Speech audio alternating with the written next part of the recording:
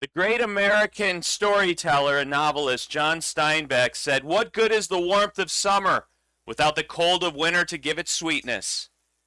Today, winter ends, and we are at opening day for Big League Wiffle Ball. This is the voice of American Wiffle Ball, Jason Rose, the American Vin Scully, ready to bring the action to you here for the first time, streamed between the Arctic altitude and the coastal cougars.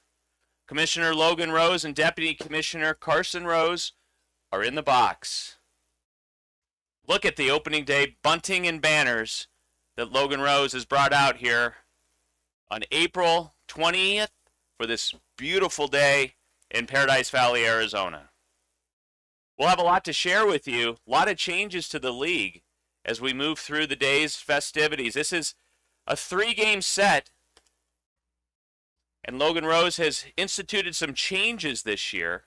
Each game will be 3 innings, not 2. The mile-per-hour limit has been reduced to 73 to encourage more offense. It's been many months since we saw that epic battle between the Eastern Extreme prevailing over the Western Wolves in Game 5 and extra innings. Here we go. Bryson Livingston to face off the number 2 pick in the draft, Mike Toohey.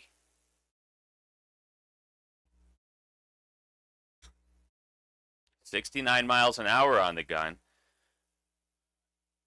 Toohey is a student at Midwestern University studying veterinary care. Sean Green in left, Braden Lewis in right. And what a matchup to start this season. A Rookie of the Year candidate against the 1v1 champion Bryson Livingston.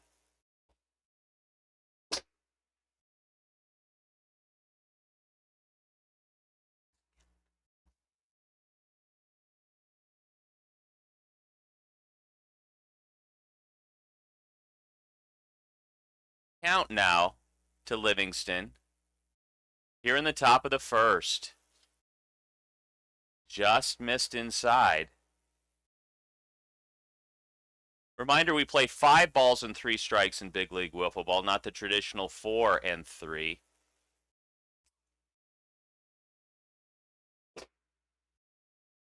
Inside out movement takes it to a 3-2 count.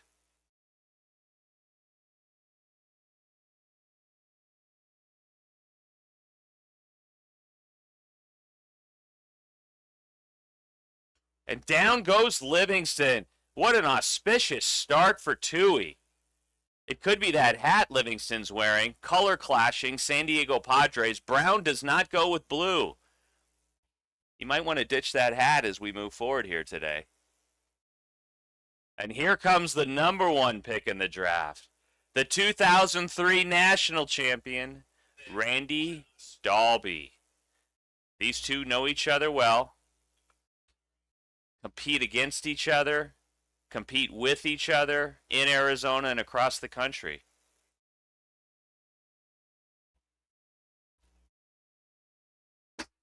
One count. Look at Toohey's control.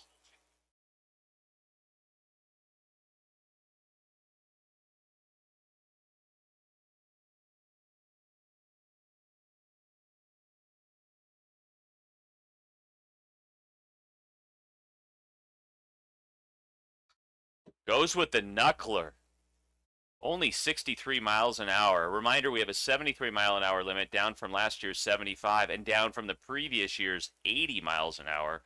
That's the year Carson Rose had his incredible dash. Look at that. Down goes Dalby.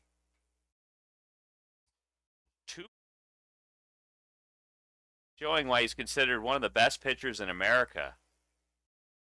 And this is a guy to watch this year in Big League Wiffle Ball. A freshman at Saguaro, Reed Ross.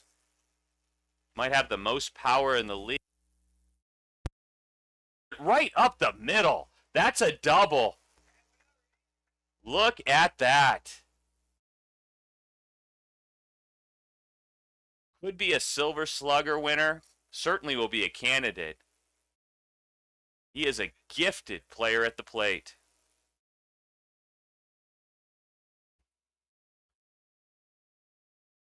Two outs, man on second. And here comes a new player from Williams Field, Jackson Albers. He was out in Goodyear recently, showcasing big league wiffle ball at the spring training home of the Cleveland Guardians and Cincinnati Reds. Big moment for Jackson early in his big league wiffle ball career. Tui's got a lot of movement despite keeping that in the high 60s.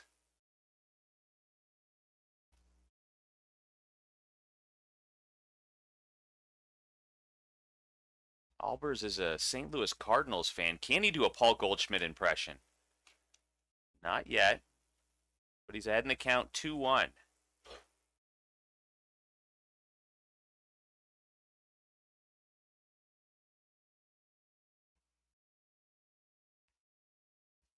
Tui looks in.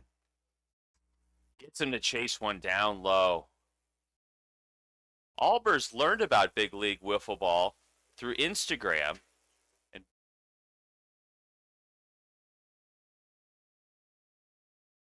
here he is today in a big moment. First game of the year. And that just buckled the knees. Great pitch from Tui. We go to the bottom of the first. All tied at 0.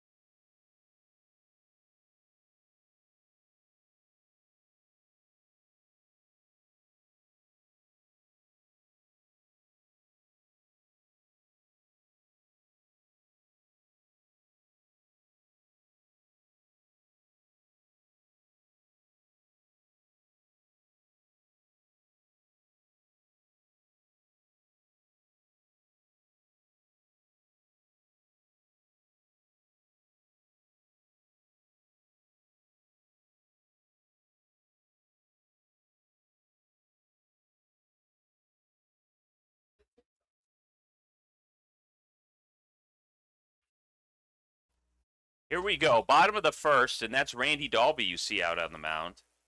A Mesa resident, graduate of ASU, and a graduate of Moon Valley High School. He is known the nation over for his pitching prowess, not bad with the bat either. Although he did give up a home run in the Western Wiffle Ball Classic last year to Deputy Commissioner Carson Rose.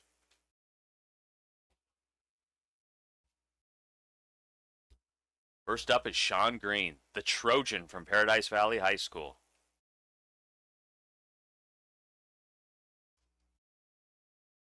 Interesting, as the Diamondbacks are in San Francisco and the state's rooting for the Snakes, Sean Green is a Giants fan, an outlier. See what he can do here against Dalby. 68. No one's threatening the speed limit so far. Good control by both Tui and Dalby.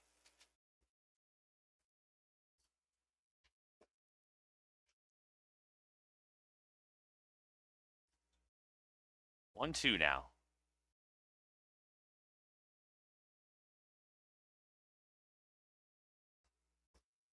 With Dalby and Tui joining the league, along with Mike Cross, who you'll meet later this season, you know, it's the most advancement in rights since the Americans with Disabilities Act of the 1990s, allowing older people to play. It's almost a reverse women's suffrage movement taking place here in big league wiffle ball. And down goes Green. Welcome to the Randy Dalby Show, Sean Green. It was controversial that Rose allowed big league wiffle ball older players in the league after it had been dominated by, and down goes Green, high school kids and even younger since formation. That's what progress and evolution is all about. Joey Jankowski, one of the founders of Big League Wiffle Ball, at the plate. His family knows Dalby well.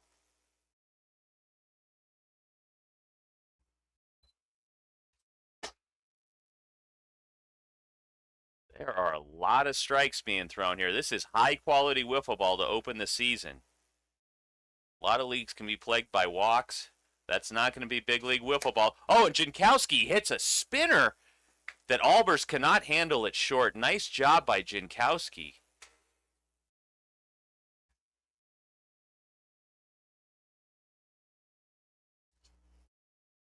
Here comes Tui.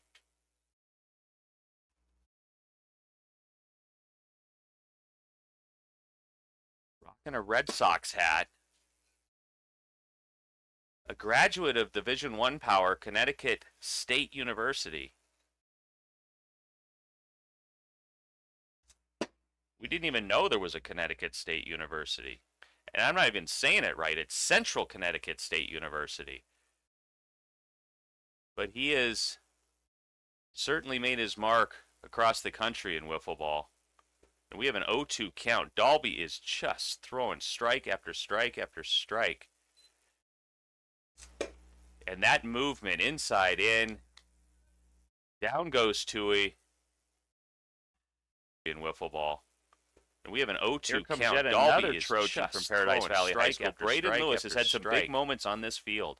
Short porch and right, and that movement, it looks like he's added a little pop to his bat, judging from how he was warming up.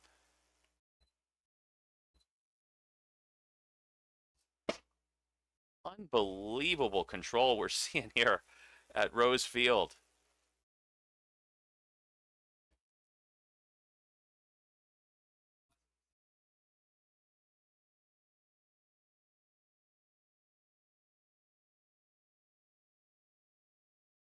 Rose ruling. First time either pitcher has infringed on the speed limit. Jankowski on first. His teammate at Paradise Valley High at the plate. And that's 69 miles an hour. And that's a wrap.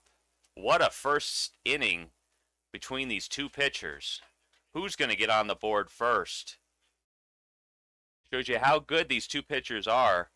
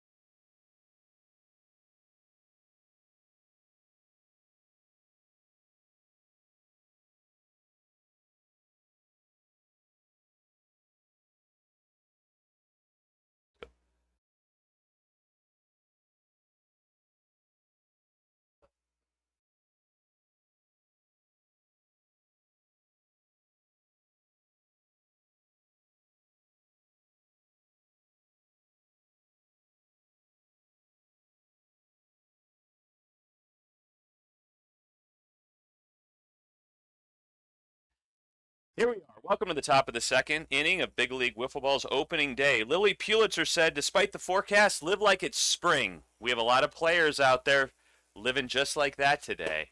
Look at that. What an epic battle already between Tui and Dalby. Confusing each hitter that's come up, except for Reed Ross's double in the bottom of the first. Bryson Livingston, an all-star, a stalwart.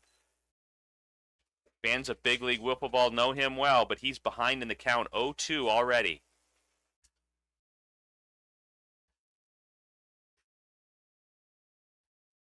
We're announcing today from the new and improved announcers booth at Big League Wiffle Ball. It's everything CBS, NBC, ABC, ESPN, having more. Logan Rose and Deputy Commissioner Carson Rose have really created something very, very special here at Rose Field. Livingston down in the count, 1-2. Lewis back and right. And that was nasty. There was a team in 1996 that won the Wiffle Ball World Series in Glendale. Joey Jankowski's father, Tom Jankowski, was a part of that. It was known as nastiest break and stuff, and that's what Tui is throwing on the mound today. As Dalby steps to the plate, gives him a knuckler inside.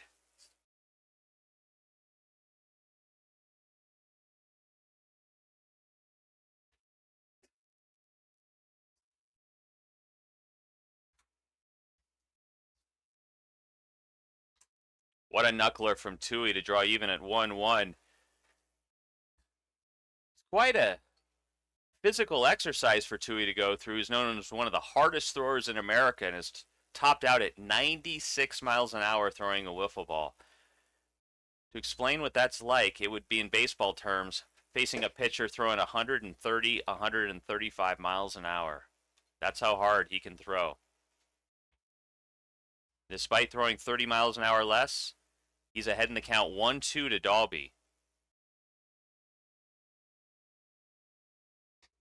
Fouls it off to stay alive. One out already here in the top of the second.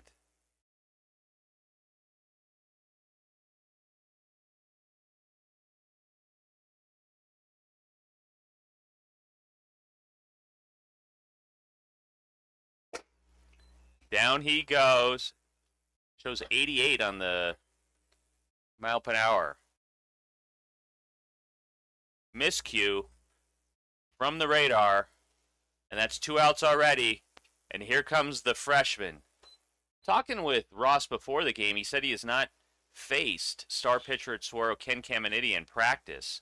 Caminiti is expected to go in the top 10 of Major League Baseball's first round draft when it happens in just a couple of months. But you've already seen how dangerous Ross, the Sabercat, can be here in this game.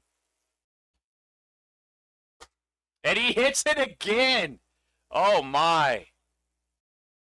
Ross already challenging Mason Ferris with the highest expectations at the plate in the league. 2 for 2 for Ross. And here comes the Cardinal-loving Jackson Albers.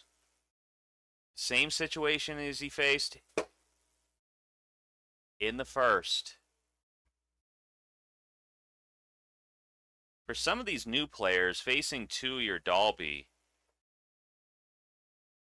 would be like facing some of the best pitchers in Major League Baseball.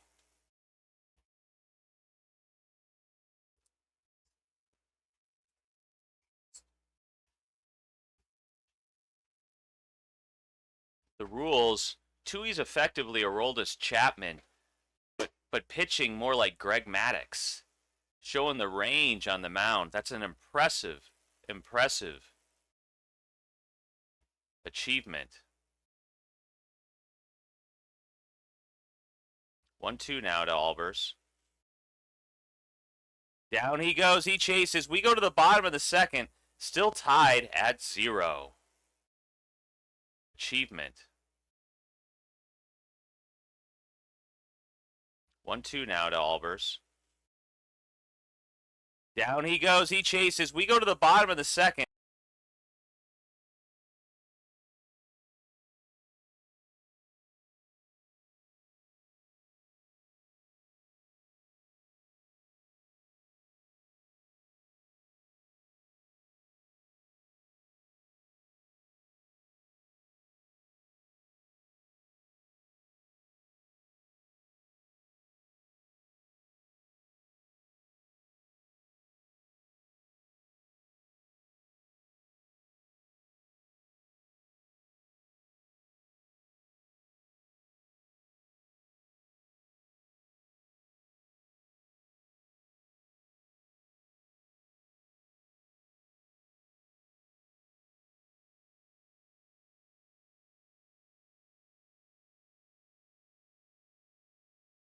And we are live again here as we go to the bottom of the second. Sean Green will lead off against Dalby with Ross back in right, Albers in left, all tied at 0.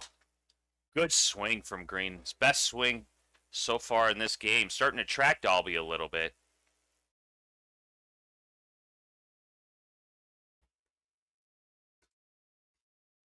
Down low. That strike. 1-1.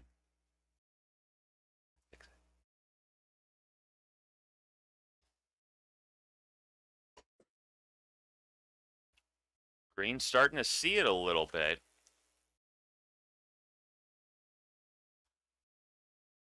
And the count 1-2. Didn't chase.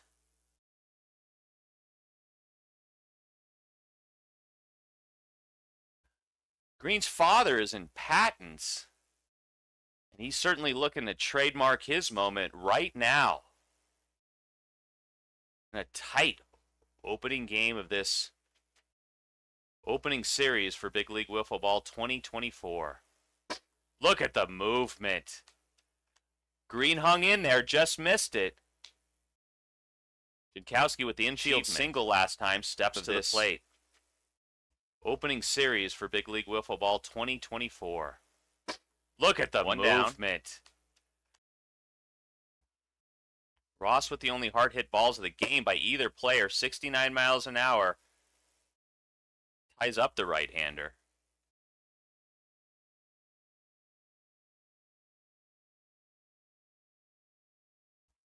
Little shout out for the grounds crew here at Rosefield. It is looking pristine for opening day. Like a lot of major league teams, Logan Rose keeps it real. That's natural turf. Tough pitch to hit. 1-2.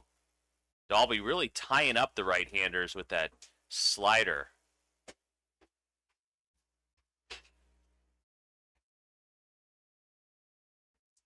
Doesn't chase.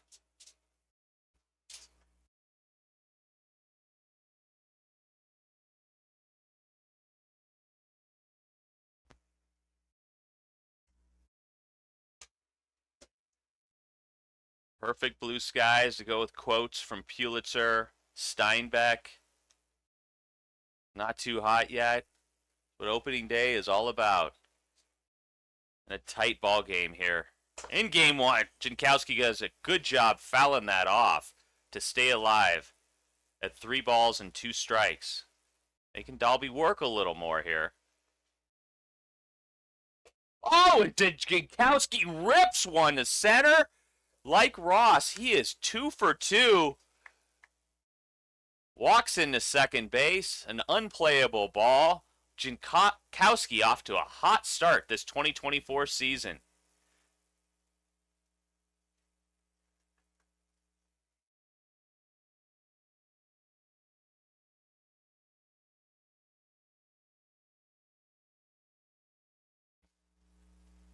Tui with an opportunity to help himself here. Only 1 out. The altitude threatening. Sat on that one, just missed it up high. Every run matters when you're going against these two pitchers. Oh, Tui wants that one back. That was right in his wheelhouse. Dalby knows he got away with one there. Just hung and sat on a tee for the vet to be.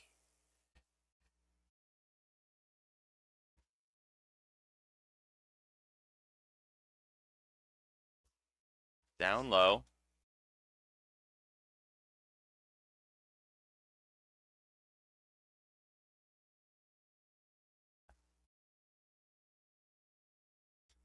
Working through the kinks in the announcer's booth here on opening day. Logan Rose has really expanded the audio-visual capabilities here. And when it starts getting hot, this announcer is going to appreciate that air conditioning that's in the booth.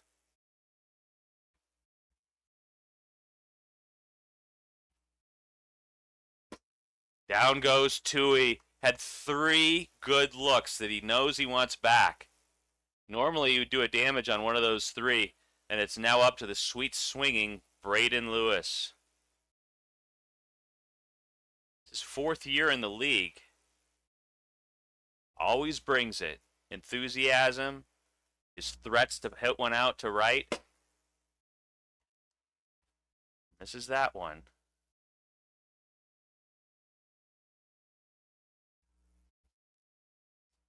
Lewis really wants to make up for that loss to Aiden Mahoney's Desert Diamonds last year.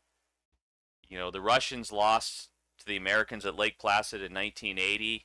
Seeing the Altitude lose to the Diamonds in the playoffs last year, despite some. And that is it. The Altitude wasted double from Joey Jankowski, and we go to the top of the third, still tied at 0.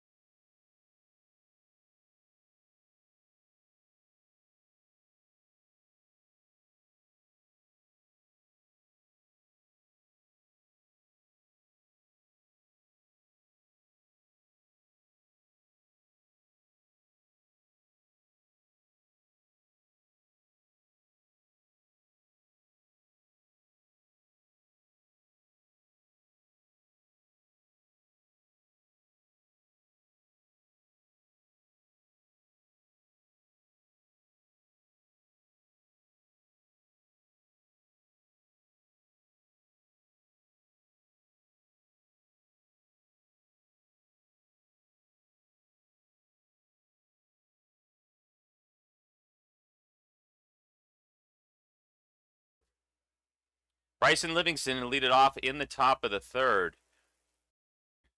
For our fans around the country, if this game remains tied after 3, we start with a man on second in extra innings. Both of these pitchers continue, for the most part, to confound the batters. 0-2 already to Livingston. Has not been able to figure Toohey out. Livingston led the league in homers last year. Struggling here early in game 1. And that is one of the finest pitches you'll ever see in wiffle ball. Started low, went behind him, came all the way back in. That is a master at his craft. Here comes Dalby. Trying to make something happen with Reed Ross coming to the plate next.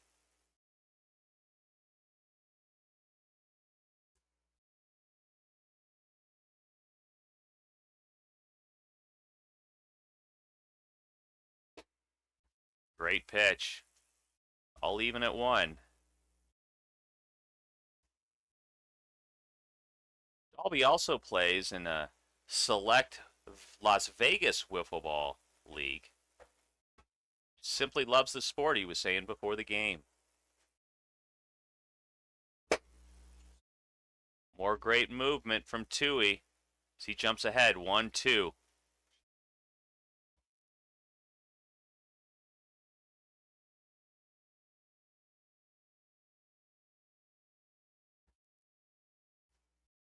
One, two. Down goes Dalby. It's remarkable. If you've been to York, Pennsylvania and seen the national championships and see how hard people throw there with the movement, you'd expect more offense here today with the speed limit down 20, 30 miles an hour below what they can throw there.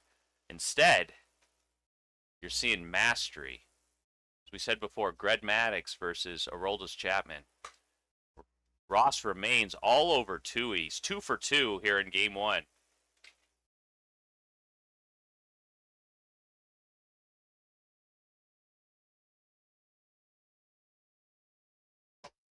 But that broke his ankles, bent his knees, and Ross is behind 0-2 to Toohey. 2 outs, 0-2 count. Cougars looking for something, and down he goes. And as we say in this announcer's booth often, we go to the bottom of the third where only one team can win. What a start to this big league wiffle ball season.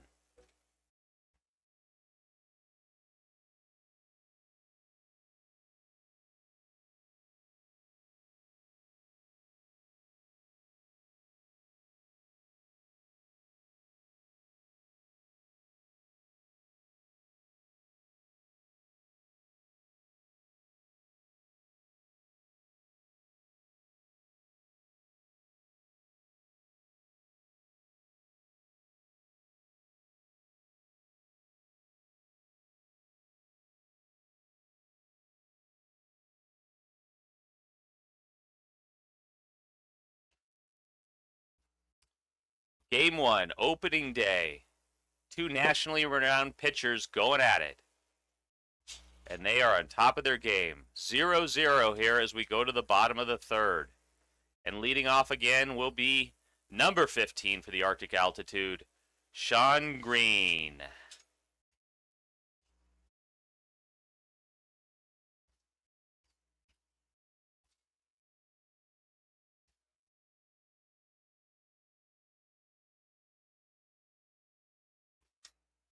Inside, Green jumps ahead in the count, something the Altitude have not done often here against Dalby. Doesn't chase it, 2-0 now.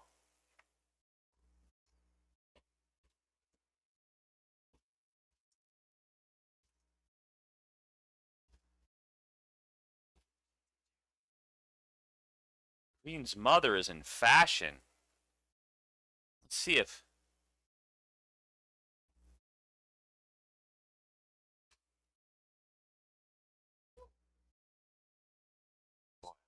that was filthy. Not much as a right-hander you can do against that. 2-1.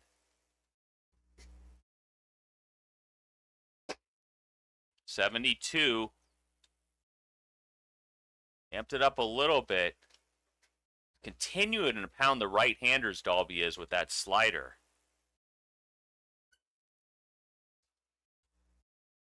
Ross playing very deep in right. Albers doing the same in left. Right off of his dome. And we go 3-2. Reminder, we play 5 balls and 3 strikes.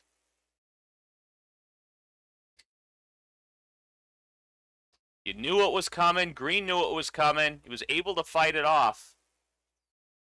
Good job by the Trojan.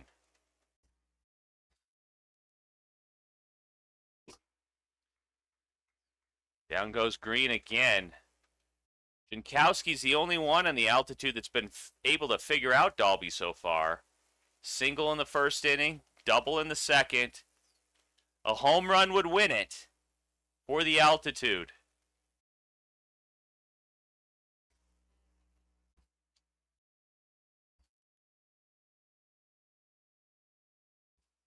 It's amazing. There hasn't been one walk by either team in this opening game, opening day. That is a remarkable achievement for anyone who has played wiffle ball, followed wiffle ball, knows how hard it is to control the disc.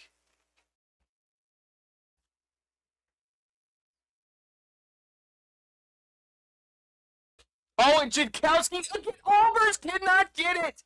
What a play potentially for Albers. He had it, then he didn't. And Jankowski is 3 for 3 on the day. And you get the sense that Mike Toohey... Oh, and Jankowski's been tracking Dalby. Is this the moment? What a play potentially for... Can Toohey end this game with a triple or a home run?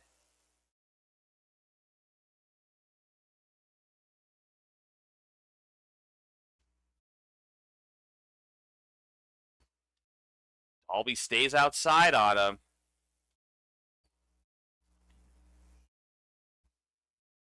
1-0. Toohey at the plate. Oh, he bends it back in. That's a tough pitch. Kept it outside. Beautifully done by the lanky right-hander. Number 13. 1-1.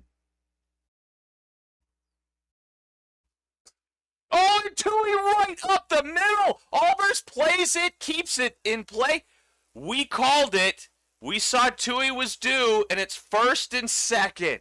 Braden Lewis, before the game, was talking to this announcer about his favorite big league wiffle ball moment was a walk-off. Oh, Toohey right a up double, the middle. a triple, plays a it, home run would it. do that again, creating yet another magic moment for Lewis.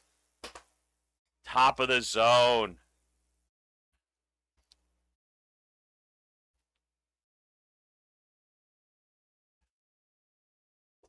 And Lewis hits it to Albers. He can't get it. That's going to be the game. That is it. What an end to game one. Braden Lewis with the walk-off. The Altitude, as they did last year via Jackson Blum and his walk-off homer, capture game one, first game of the season in dramatic style. 3 straight hits off Dalby. We'll see you soon for game two.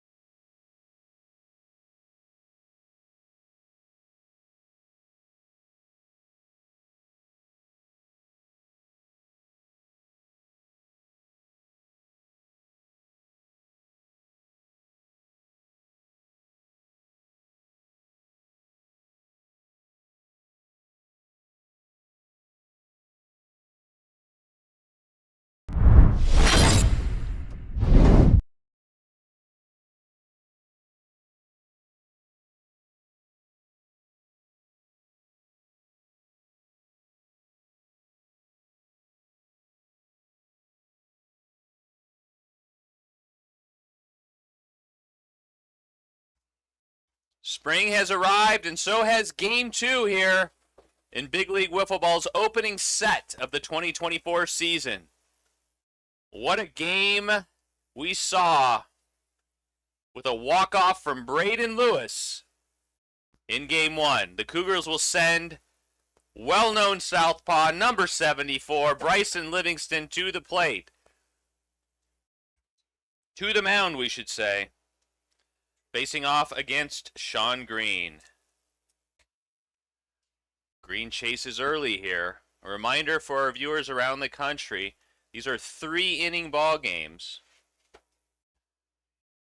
And there remarkably was no walk. 75 miles an hour.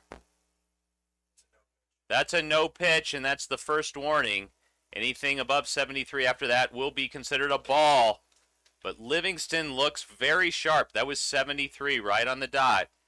Livingston looks very sharp here early for the Cougars. Just missed outside. Working quickly on the mound. Oh, and he gets Green to chase. Nice movement, nice job from 74. Between seasons, Logan Rose, the commissioner, instituted a new tournament called a 1v1. Livingston beat Logan Rose in the championship of that tournament. Here comes Joey Jankowski to the plate. Jankowski has struggled at the plate in recent seasons, but was remarkable in Game 1, going 3 for 3 against Randy Dalby. Just a little inside. Livingston working very quickly. It's like it's an exercise regimen for him. 3-0 count. No walks again in Game 1 by either team, either pitcher. Down low, and our first 4-0 count of the series.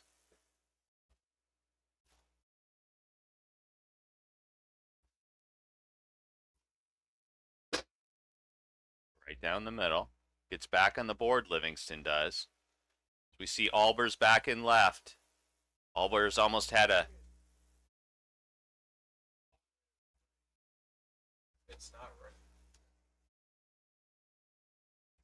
And that's a walk for Jankowski. First one of this series, as we were saying, by either team.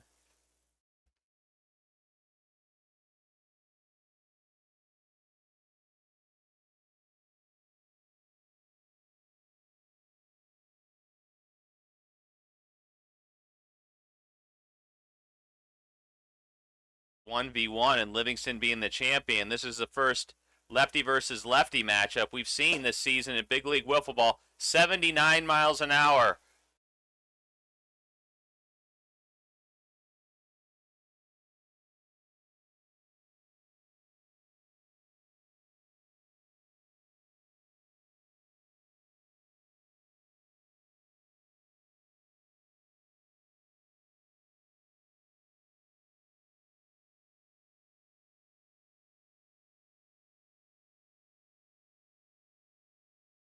It should be good, though.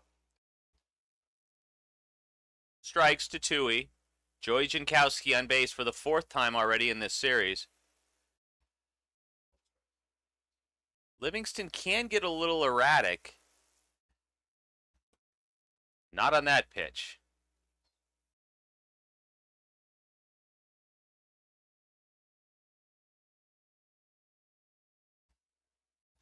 Good idea as we go to a 3-1 count now. To the vet to be. Oh, and Tui just tattoos it. That is a triple, and the altitude jump out already to a 1-0 lead. You can already see the signs of an MVP candidate developing in the form of Mike Tui. The vet to be. Oh, and Tui just tattoos it. That is a triple, and the altitude jump out already to a 1. The hero of Game 1, Braden Lewis, steps to the plate.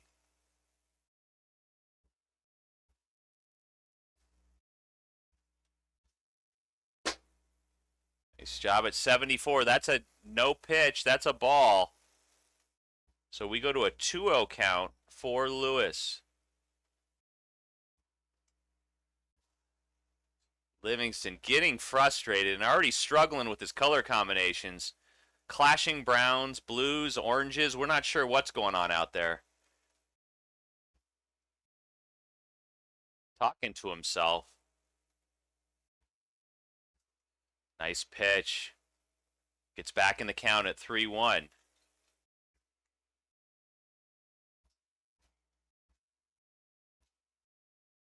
Great movement. Good job by the lefty to lay off that pitch. And that's a walk. First and third. Only one man out. And here comes Sean Green looking for his first hit of the series. He's been tracking it well, but still looking for his breakthrough. His first RBI of the season for the altitude. Trying to avenge that loss to Aiden Mahoney's Desert Diamonds last year.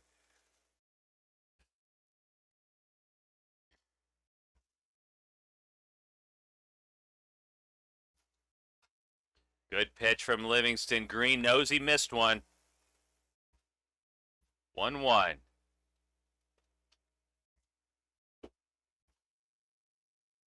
High quality play here at Rose Field.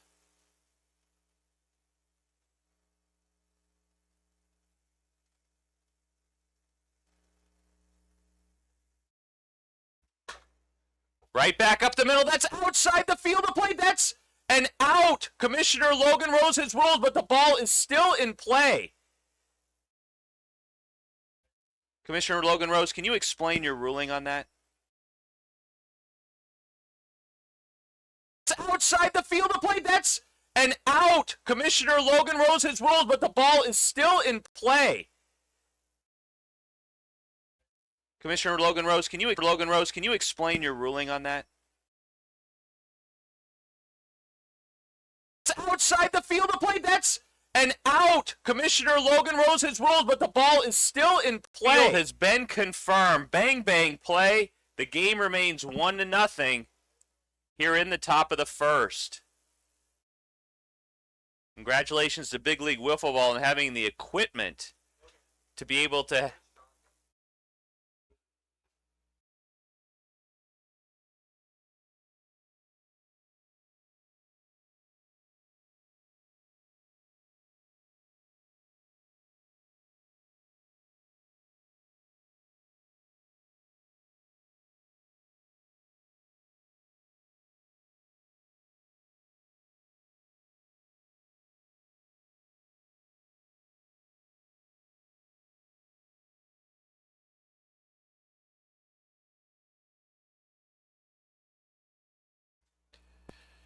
after the instant replay confirming the call on the field that Tui was out at home plate. We have Lewis on third, Green on first, and nobody's gotten Joey Jankowski out today. Can he extend his team's lead with 2 outs?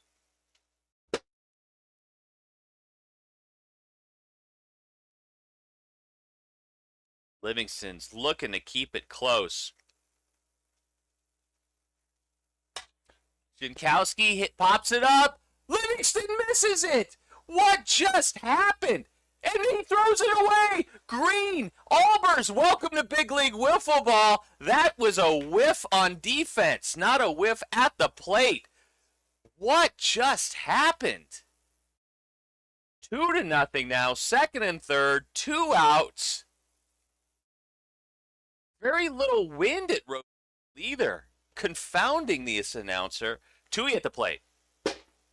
76, that's a ball. Exceeded the speed limit again. Hello.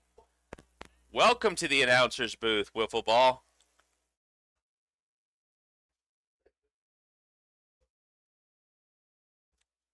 Two-0 count now is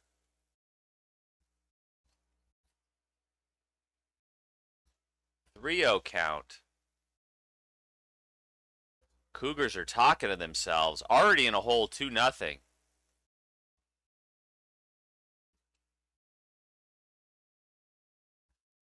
Starting to drag their heads a little bit out there on this approaching 90-degree day at Rose Field. Tui now Takes a swing. Had the green light. Fireworks to start game 2. And that's a walk. Bases are juiced. 2 outs. Commissioner Logan Rose, is there a run rule in Big League Wiffle Ball? 6 runs is the max any team can score. And Braden Lewis, again, the hero of game 1, steps to the plate. 76. Livingston mumbling to himself, talking to himself, trying to get out of this jam. 1-0. 71. And Commissioner Logan Rose, can someone be run ruled, meaning a team gets ahead by so much?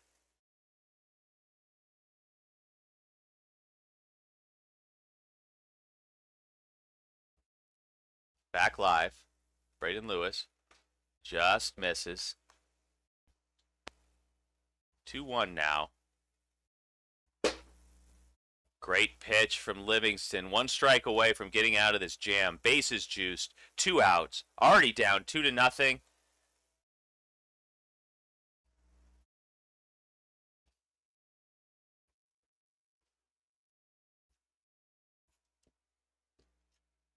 And Lewis takes the bait. Livingston gets out of the jam, but not before giving up 2 runs. And the big bats of the Cougars looking to break through against the altitude for the first time in this series.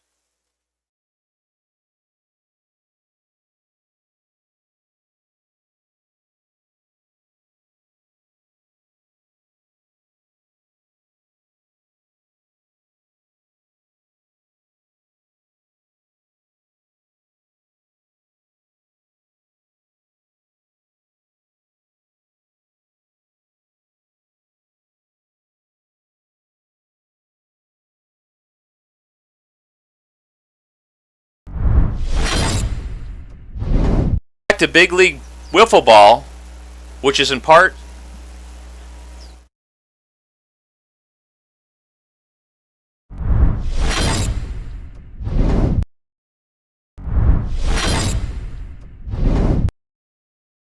welcome back to Big League Wiffle Ball, which is in part brought to you by One Stop Nutrition. Enjoy your delicious and nutritious shakes today. Endorsed by Logan Rose and Deputy Commissioner Carson Rose.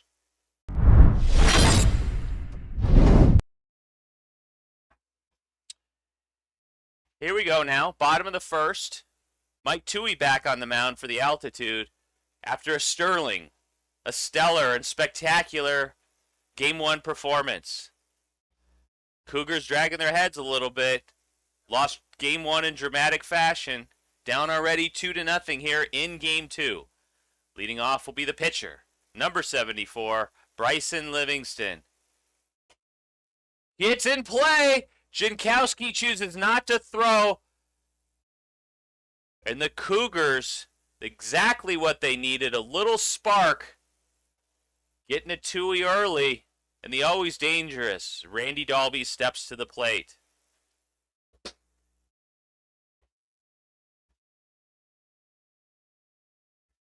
Dalby graduated from ASU and now works there. And he hits it in play. Jankowski doesn't. Throws to first. He is out. That's the call on the field. Are we going to go to the booth? Deputy Commissioner Carson Rose.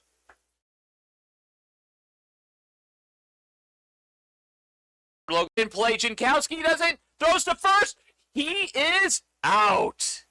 That's the call on the field. Are we going to go to the booth? Deputy Commissioner Carson Rose.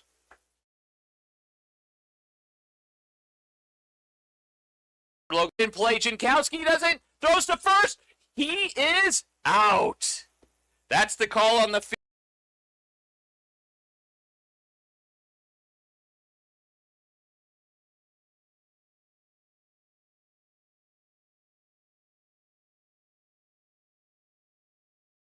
Instant replay shows that the call on the field has been reversed, and he is safe at first base. First and second, nobody out. And the dangerous Reed Ross steps to the plate.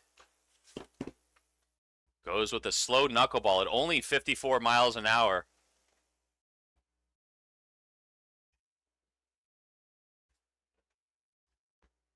Tui gets him to chase. 76. But that counts as a strike.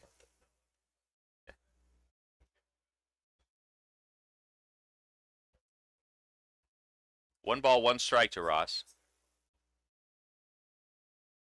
First and second, nobody out. Exactly what the Cougars needed to get back in this game.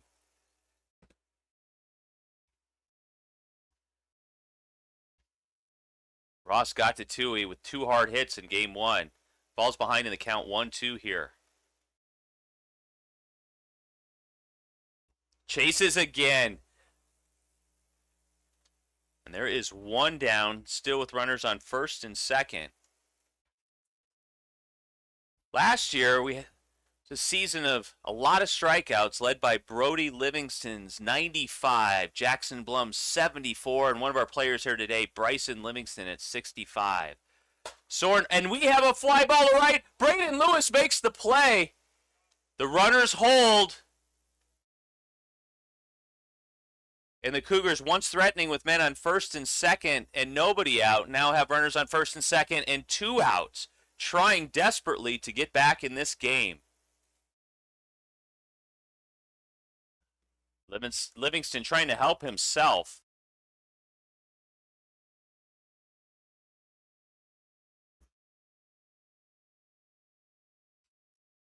Tui just miss inside.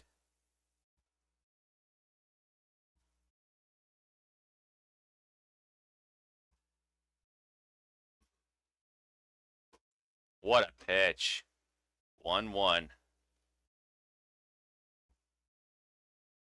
want to thank Keaton Kimmel for aiding today's activities here for opening day, giving us an assist here in the announcer's booth. Hit. Nasty, nasty, nasty from Tui. 1-2. Can he get out of this jam? Yes, he does. Unbelievable job as the Cougars waste a big opportunity. We have completed 1 here at Rose Field with the altitude ahead 2-0. Last year, we don't have all of them here today, but the hits leaders in 2023 Big League Wiffle Ball season, including Bryson Livingston, today's pitcher for the Cougars, who had 30 hits on the season, followed by the Eagle from Phoenix Country Day, Soren Etheridge. Logan Rose had 22 hits, and another one of today's players, Reed Ross, followed by last year's MVP, Brody Livingston. Although he only had 14 hits, they were timely.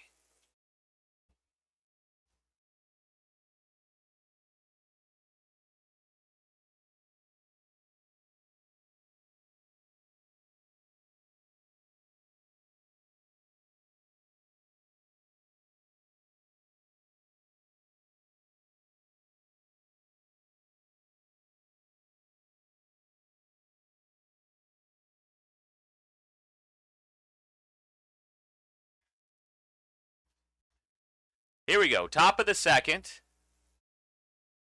Commissioner Logan Rose has reminded me that stalwart player Brody Livingston did not win MVP last year. Indeed, it was him, Logan Rose from the Western Wolves, that was the MVP. Livingston starts out with a strike. Just missed outside. Sean Green with a key infield hit last time up.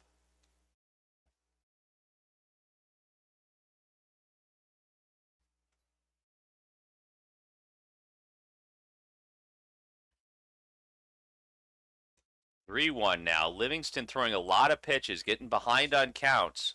That doesn't work in baseball. That doesn't work in wiffle ball either.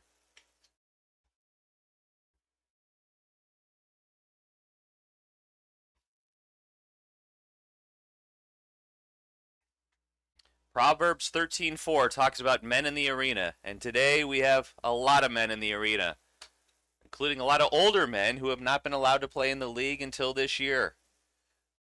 Randy Dalby, one of those, is in right field, and down goes Green. Great start to the inning for Livingston, looking to keep his team close. Albers making his league debut, continues to patrol left. Is Joey Jankowski. Omnipresent on the base paths here today. Great inside pitch from Livingston. Seems to have found his rhythm here.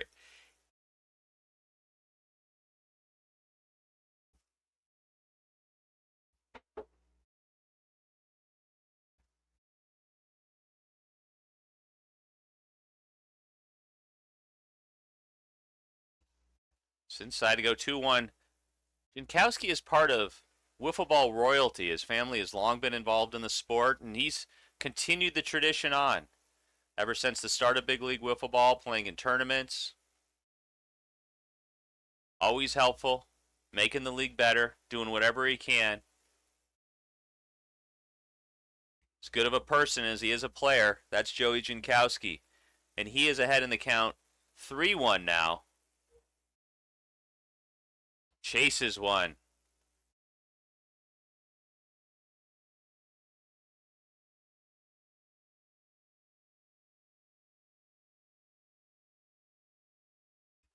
Yes, he did. No, he didn't. The call in the field is he did not go. Oh, and they have reversed that, saying he did. That's a walk for Jankowski. Both teams agreed it was a close call. We have a man on first now, one out. And the dialed in Mike Toohey at the plate. Pops it up. But that is a foul ball. Livingston chose not to make a play on it, letting it go foul.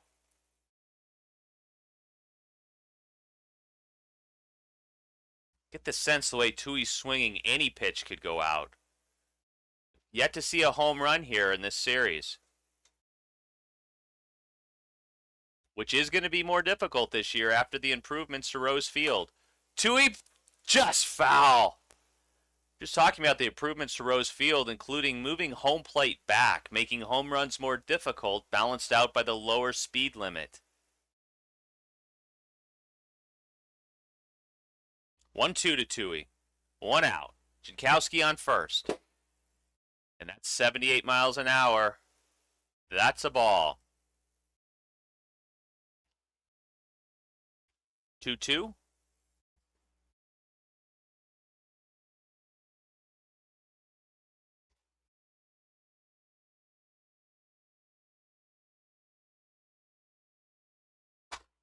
Toohey puts it in play. That could be tough. He chooses not to make a play. Jankowski gets in trouble, rounding second, but finds his way back.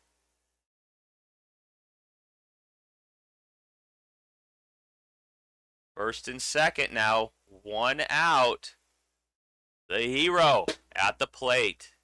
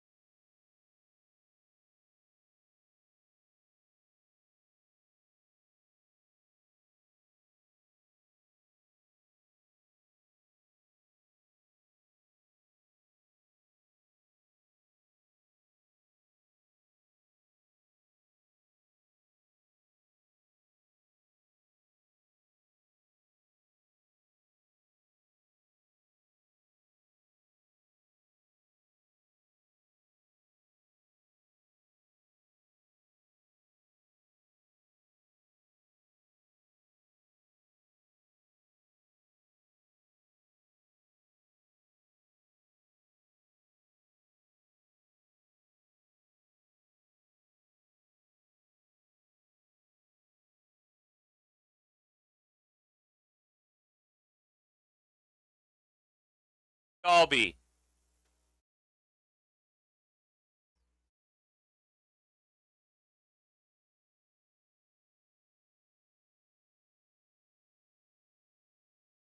Bryson Livingston has made the decision to take himself out of the game and hand the ball back to Randy Dalby, who pitched game one. 3-0.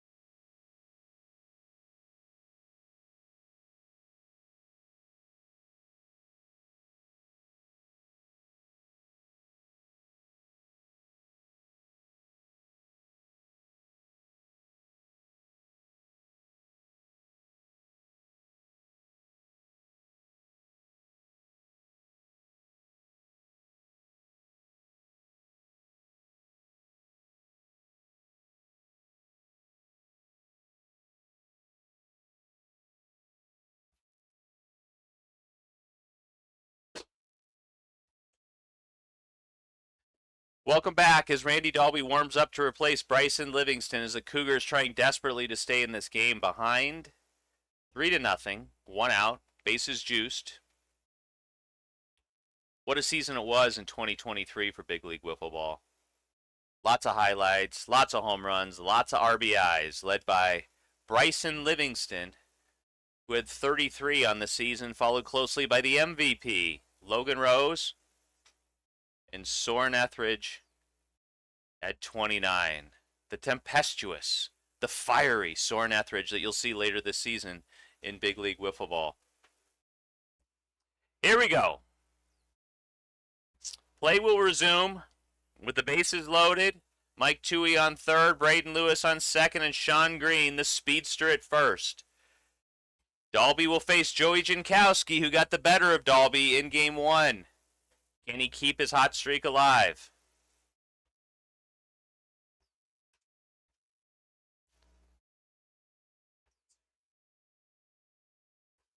Down low. Great sweeper from the right-hander.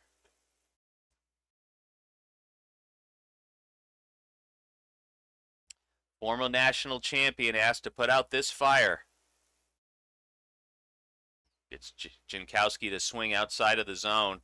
He falls behind 1-2.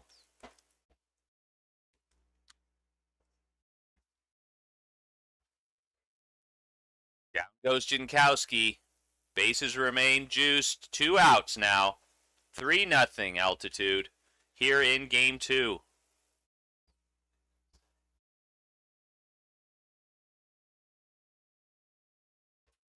The red-hot Mike Toohey at the plate. Facing friend and nemesis, Randy Dalby.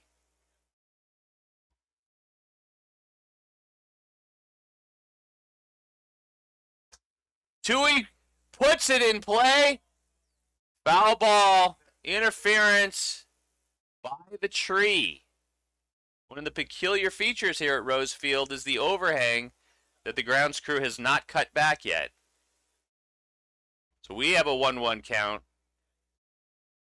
Bases remain loaded. 2 outs. 2 of the best wiffle ball players in America face off.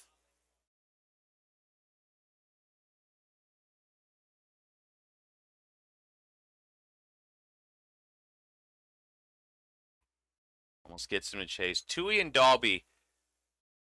It's like watching LeBron James, like watching Kevin Durant. These guys are unbelievable at their craft, and we're blessed to see them here at Rose Field. And he throws a perfect pitch to the left-hander. Unhittable. And Dalby does as Bryson Livingston hoped and asked. Put out the fire to keep his team alive, though still down 3-0 as we head to the bottom of the second.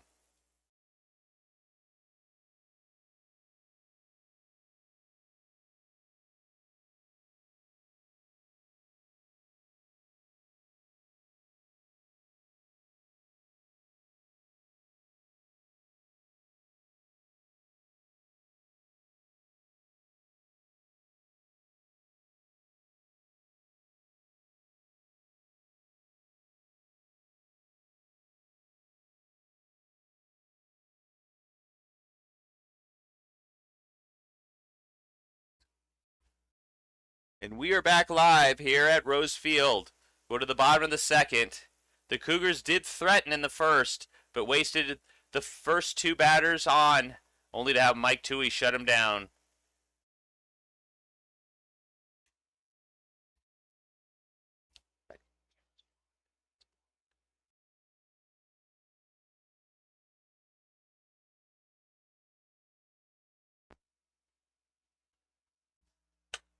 Dalby puts it in play. That looks like an infield single. Yes, it is. Another one for Dalby following the controversial review in the last inning.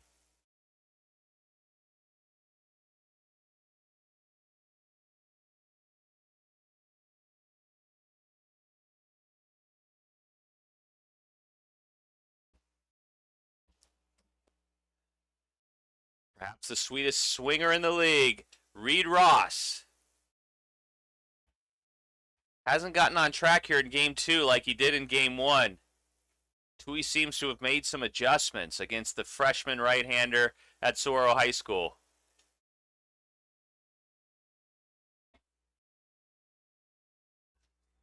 Lewis playing way in and right, and Green playing way deep. It's almost like they look like a team of analytics, like they've been scouting Ross at Saguaro High. 0-2. And Ross goes down again. Toohey seems to have unlocked the key to Ross here in Game 2.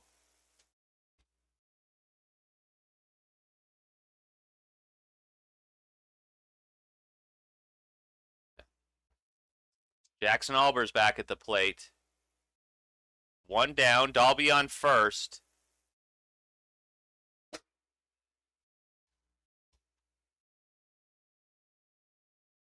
Did Jackson Albers know what he was getting into? Walking into big league wiffle ball, facing Mike Toohey. In his first series, he puts it in play. Toohey has no one at second.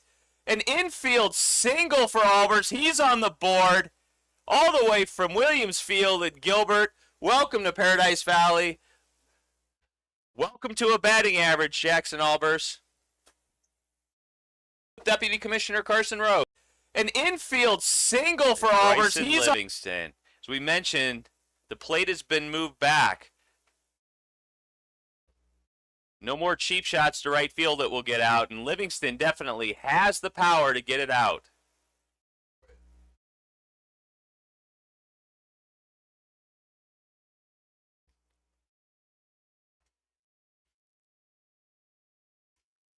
Oh, 2.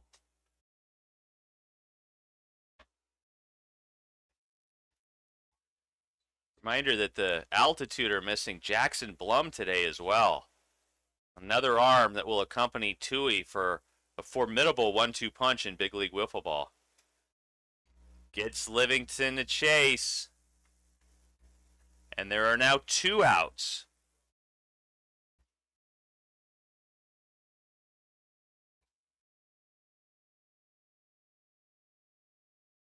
Here comes Dalby.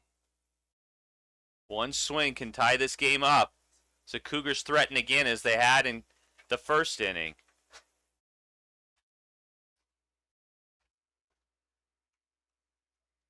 Dalby won his national championship in Austin, Texas, and is looking to hit one about that far right now to tie it up.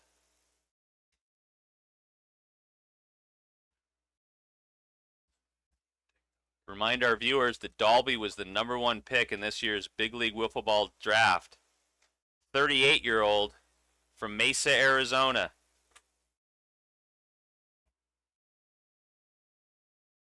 Oh, and he hits one just foul.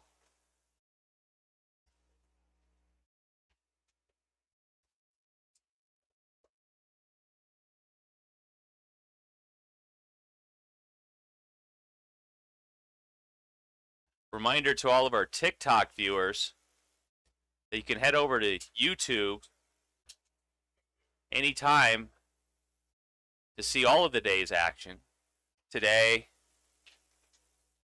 at bigleaguewiffleball.com.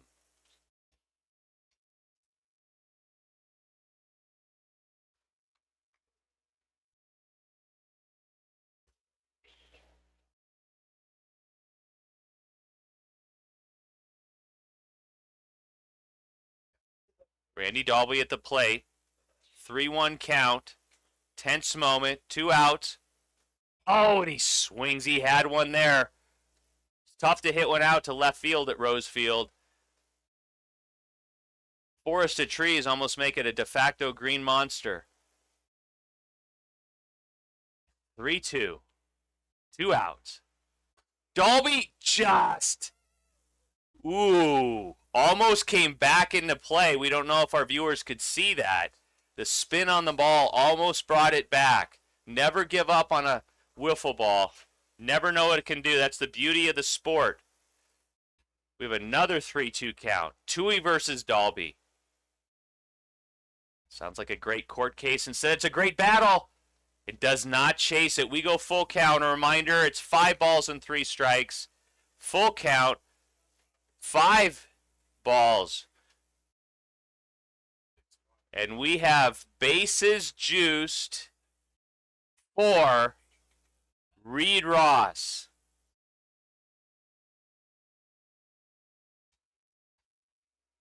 The 29-year-old Toohey against the freshman at Saguaro. Great pitcher versus big bat. Who's going to win this one? 0-1. This is the moment. If the Cougars want to get back in this game,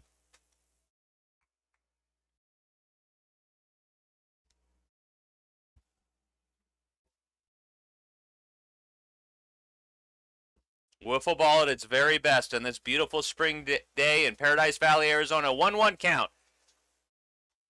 Did not get Ross to chase. Drama here at Rose Field. Ross puts it in play. That's safe at the plate. It's a 3-1 game. Toohey tried to make the impossible happen. Valiant effort. Small ball serving the Cougars well. 3-1.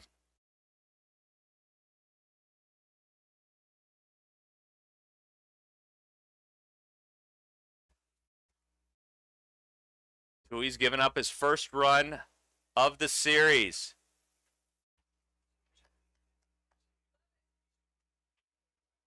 Reminds us of Apollo Creed and Rocky 3, talking about Clubber Lang. He's just a man, Rock. He's just a man. We saw that Toohey's vulnerable. And he's fallen behind, shaken a little bit on the mound. Behind in the count 2-0 after Albers hit last time. Can Albers tie this game up or draw it a little bit closer? 3 balls.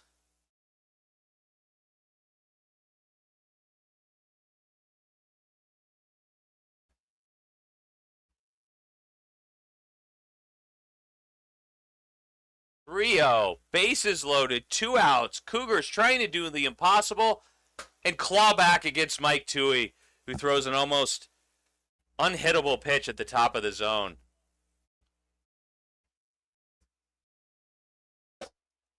Albers had a pitch to hit. Said it's 3-2. It's a thing about big league wiffle ball. As the series moves on, you get a little more familiar with the pitcher. Cougars are tracking Toohey a little more.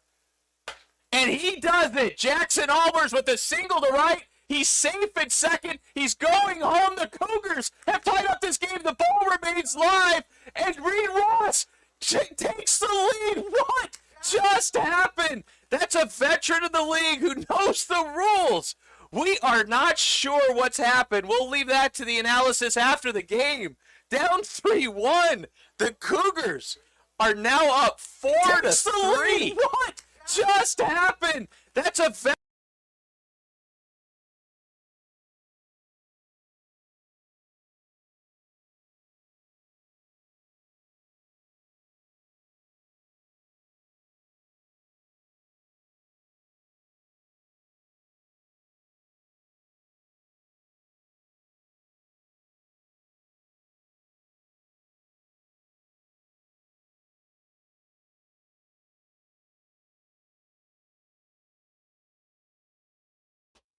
great pitch at the top of the zone.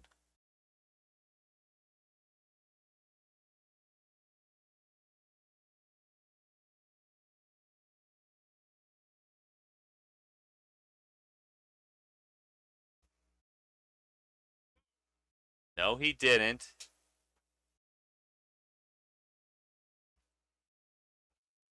One count, 2 outs. Albers. Great pitch. 1-2 now as the Altitude try to get out of this nightmare inning for him. And yes, it is. Foul tips it into the zone. That's a third strike in wiffle ball. The Cougars go down, but not before an incredible comeback, getting 4 in the bottom of the second to take the lead 4-3, meaning this is it for the Altitude. Get a run or get a loss.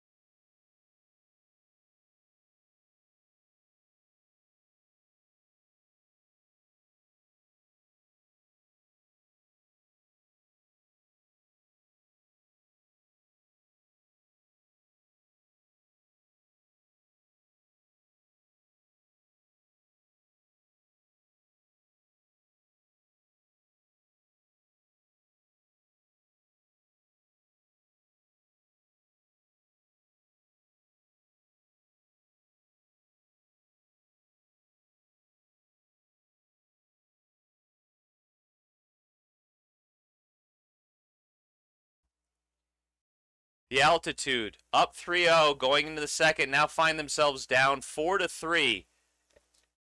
And also with Randy Dalby on the mound. Can they break through as they did in game 1? Vin Scully said when Kirk Gibson hit that famous home run against the Dodgers in game 1 of the World Series in 1988, the impossible has happened. No one thought Kirk Gibson could hit one then. The Cougars' comeback was almost as improbable against the great Mike Toohey. The Altitude needs a run to keep this game going.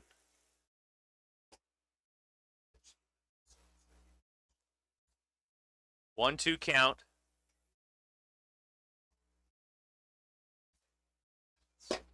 And down goes Lewis.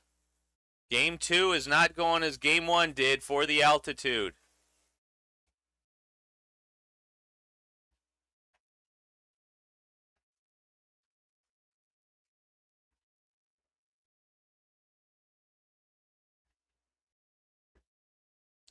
Bryson Livingston in right, Albers in left as they look to close it out with a nasty sweeper from Dalby. Back on their heels, the Altitude are. 61. 0-2. Cougars looking to slam the door after that epic comeback.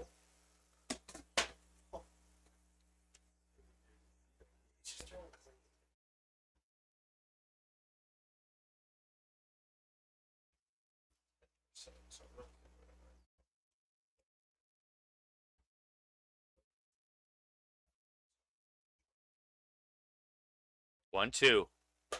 Green pops. Nope. Foul ball. Close. But still foul. Nice job by Green to stay alive.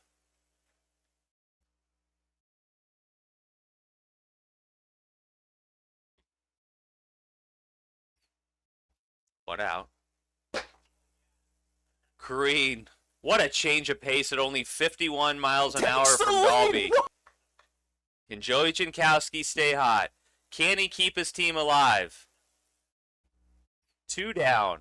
What out? 4-3. Cougars. Green trying to square this series at 1 game apiece.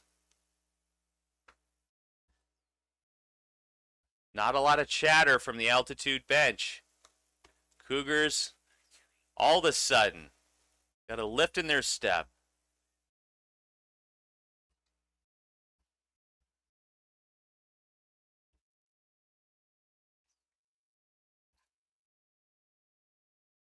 One. It's really a tough pitch for a right-hander to pitch. We're not sure if our viewers can appreciate the movement on that ball. And the altitude are down to their last strike.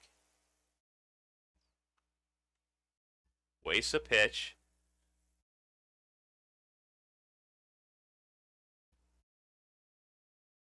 What a game this has been. And the door is slammed shut. Down go the altitude. The Cougars come back when they were left for dead against Mike Toohey and the altitude. They come back. What a game. What a way to start this season. We are already talking about the standings, and fans and players will be paying attention to them. The Cougars are now at 1-1 on the season.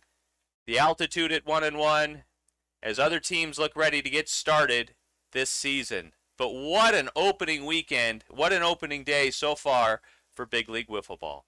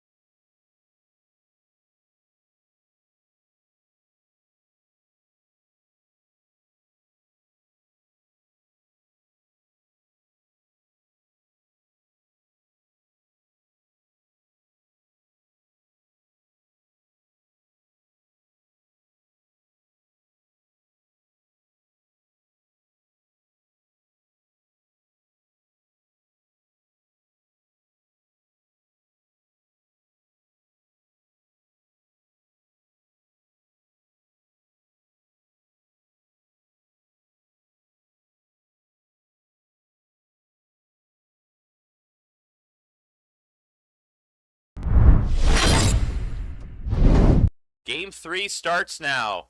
And what a way to open this Big League Wiffle Ball series it has been. A masterful pitching performance by Mike Toohey in Game 1, followed by an improbable comeback by the Coastal Cougars as the altitude changed it up with Joey Jankowski on the mound, with Sean Green in left and Braden Lewis, a hero from Game 1, in right. Exceeded the...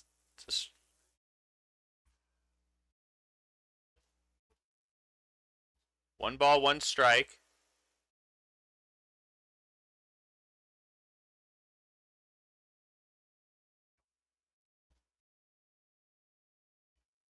Inside now. 2-1 count.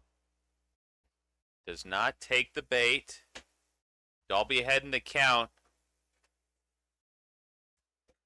This rubber match just outside the light. Jankowski throws away. There is a...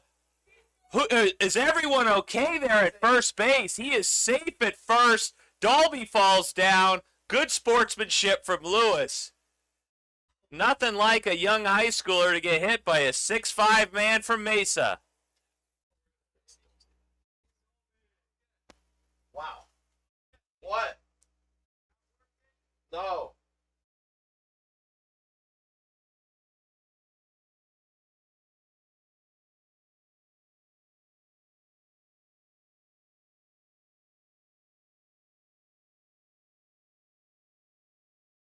Who had the big hit in Game 2 that resulted in 3 runs that put his team ahead 4-3.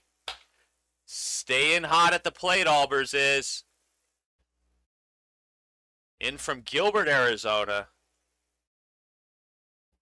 for the 5A Williams Field team. Chases one down low.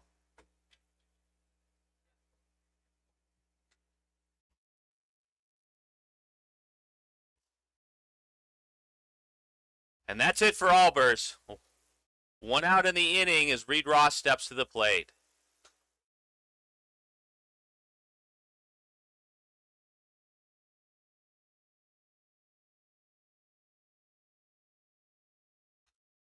And with Reed Ross, it's really hit and miss. Game 1, he just knocked the cover off the ball. Game 2, he was a chasing.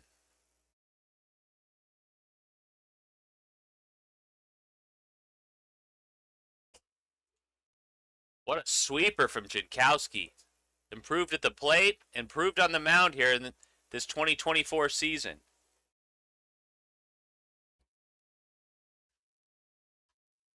.72 miles an hour from Jankowski.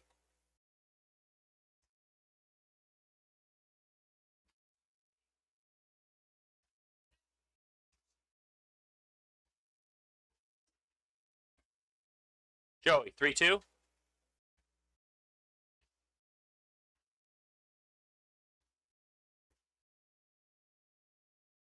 Here in the top of the first. Rips it down the third baseline. That's a fair ball. Ross. Offense gets back on the board. The Cougars have changed up their batting order, going with Dalby first. Livingston hitting fourth now. First and second. Only one out as the Cougars continue the momentum from Game 2.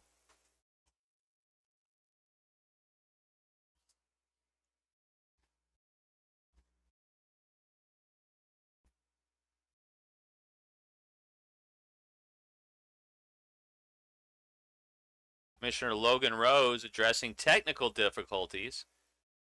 The very slight delay in action. As we get started again here, one out. Bryson Livingston at the plate. Inside out. Remains too far outside for the right-hander. Good sweeper from Jankowski.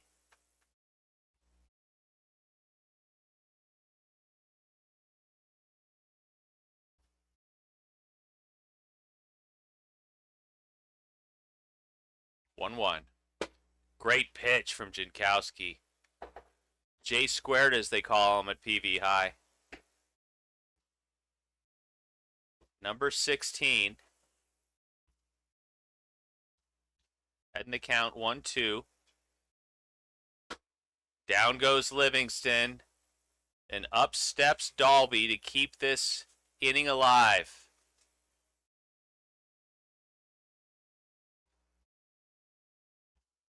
The rubber match here between the Altitude and the Cougars.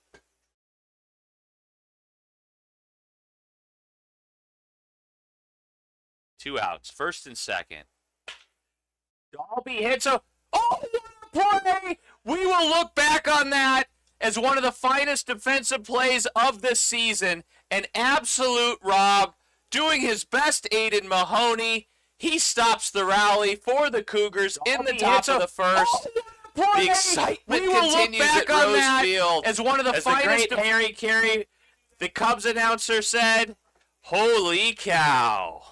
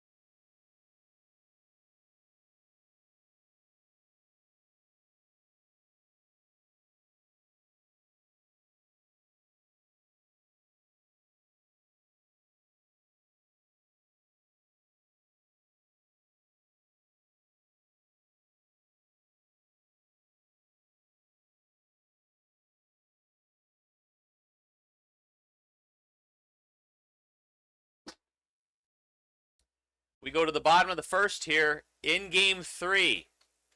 After that incredible Joey Jankowski defensive play to squelch the Cougars' rally. Newcomer, the rookie, Jackson Albers from Gilbert, Arizona, taking the mound for the Cougars here in Game 3. This will be his pitching debut. Facing off with Sean Green, the Altitude look like they're going to keep the batting order the same from the first two games. Dalby in right, Livingston in left.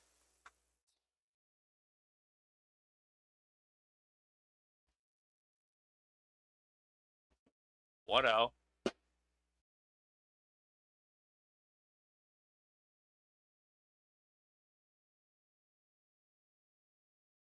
Cougars are throwing a lot of pitchers here to see what works for the team early in the 2024 season.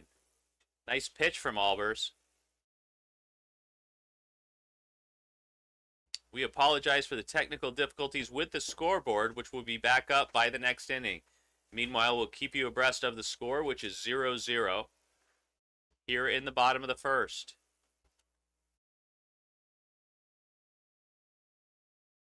Three-two count now to Green. Big League Wiffle Ball has 5 balls, not 4. And we go to a full count. 4-2 is a full count in Big League Wiffle Ball, under like Major League Baseball when it's 3-2. And he gets him to chase on a nasty sinker. Nice job by Albers.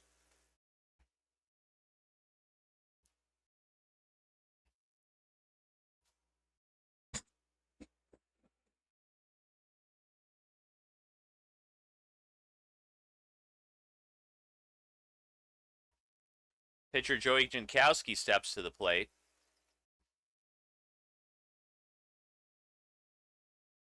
Looking to help himself.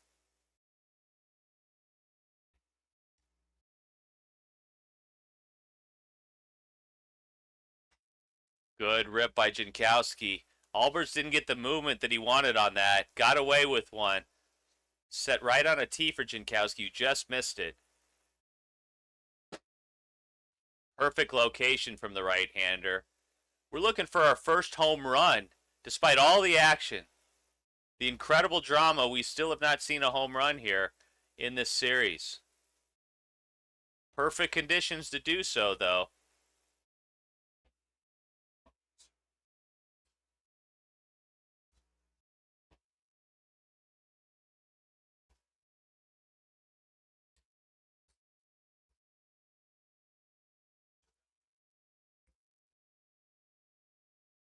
Three, two. 3-2 count to Jankowski. We go full again.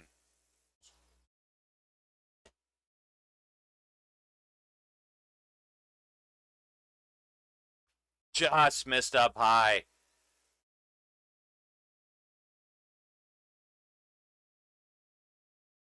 Mike Toohey steps to the plate. Albers better be careful here. He's seen Toohey hit throughout the series.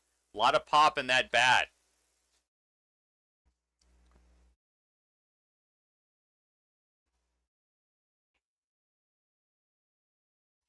Leaves it up high again. 1-0.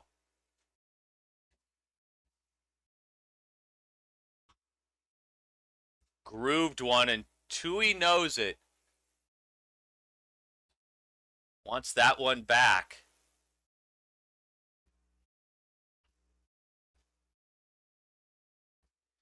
Doesn't chase. We go to a 2-1 count. Joey Jankowski, very speedy base runner at first base.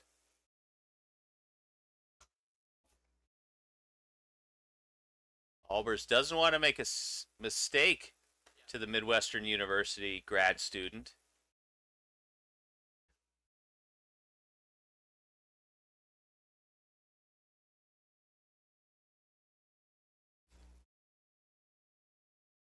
Here in the bottom of the first. Tied at 0. That's going to feel good tomorrow. 4-1 count. Albers could be getting in a little trouble here. And that's a walk.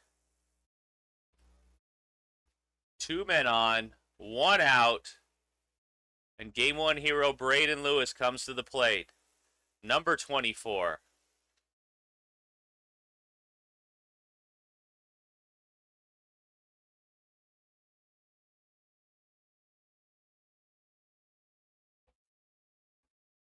Albers looking to throw a few more strikes.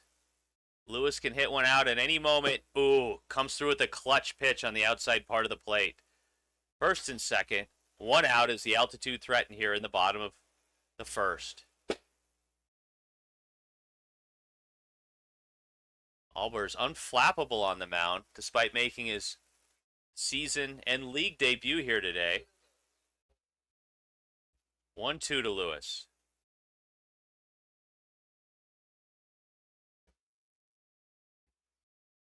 Trying to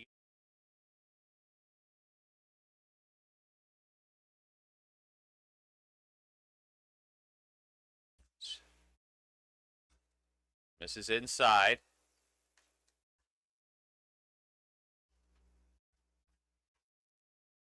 Sense that this is a dangerous moment for Albers and the Cougars. And we have a third consecutive full count. Albers looking at walking the bases loaded potentially. But he doesn't, and Lewis had a pitch to hit. Just pulled it foul. Had a lot of action here in this season opening series. Good job by Commissioner Logan Rose to have these two teams face off.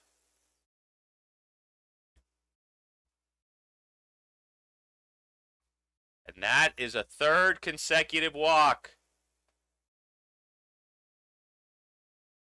And they're bringing in Randy Dalby. We'll take a commercial break as Dalby looks to warm up and put out the fire just as he did in Game 2. Can he do it again? Stay tuned. We'll be right back.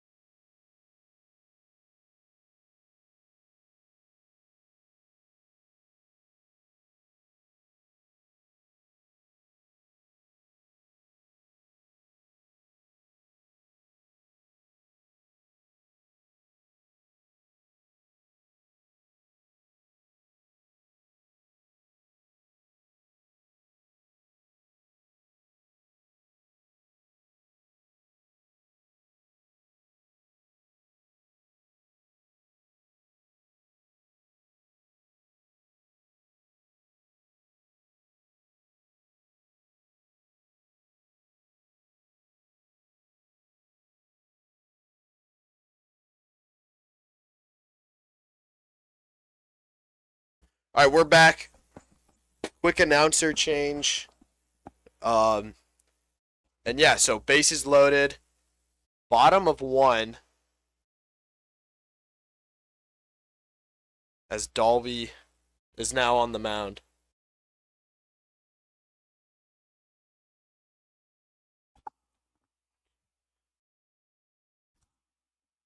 Good take from Green. 2-1 count.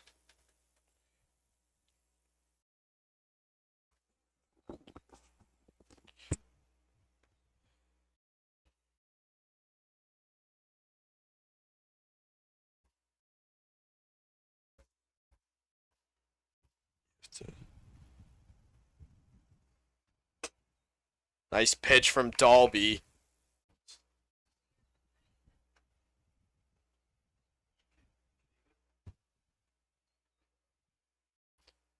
And Green takes a handle of it. Albers makes a great play, but 1 run scores. 1-0. Altitude here in the bottom of the first.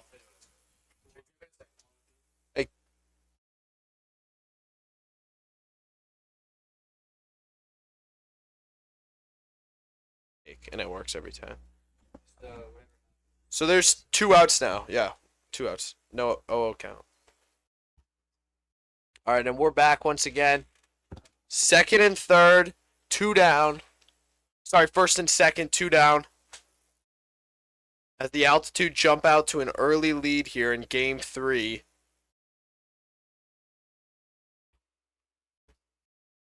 Got the booth cam in here.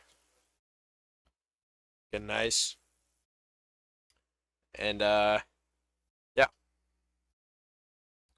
Jankowski's had a huge day at the plate. And how did that hit? Unbelievable pitch right there from Dalby. That is a triple from Joey Jankowski. And the Arctic Altitude now lead at 3-0 here in the first. Nice rip from Jankowski right on cue. And here comes Mike Toohey.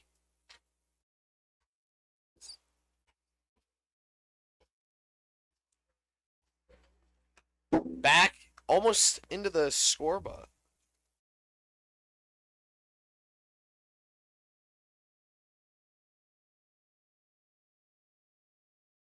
Nice pitch from Dalby. Looked like a knuckleball right there.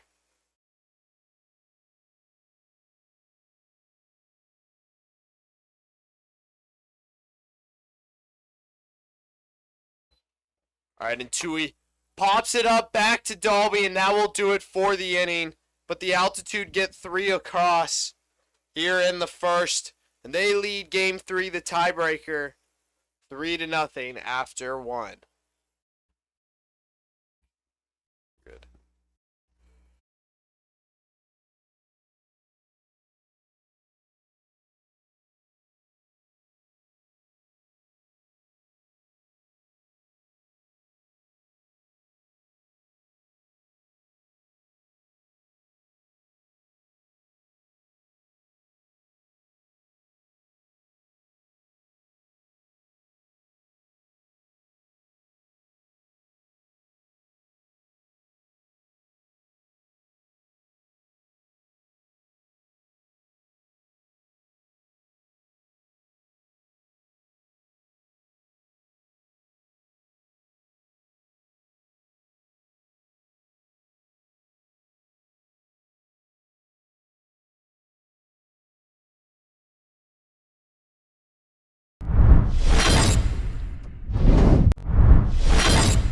Break while Jankowski gets loose.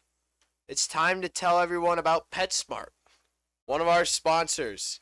PetSmart, anything for pets.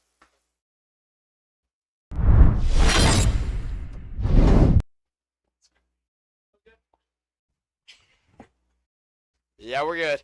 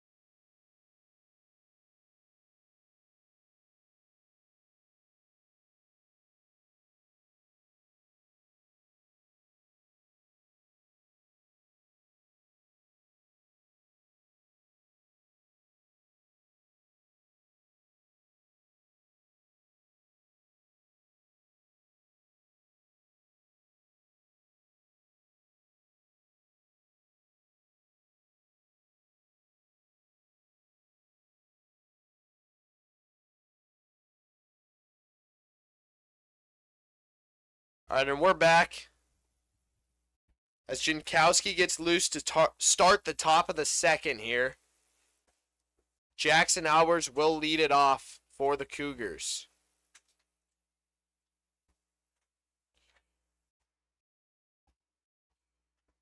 Albers had a solid day at the plate today, helping his team come back earlier in game 2.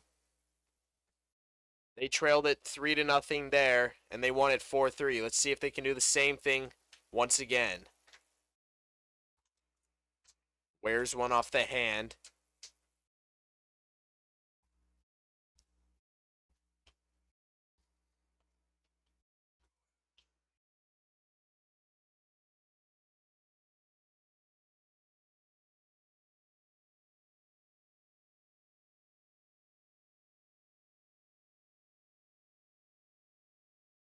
Down low. Albers, the 5th overall pick in this year's draft, and we'll talk about his journey in a little bit as he draws ball 5. Leadoff man is on for the Cougars.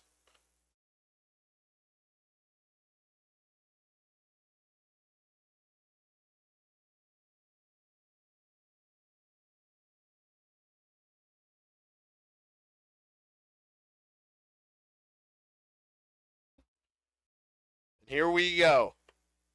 Reed Ross trying to get his team back in the game here. He came alive at the end of last year. Had tons of hits, including one of the biggest home runs in big league wiffle ball history off Brody Livingston in the semifinals. Can he do the same right here? Big swing from Ross. A power hitter. Perfect speed from Jankowski on the radar.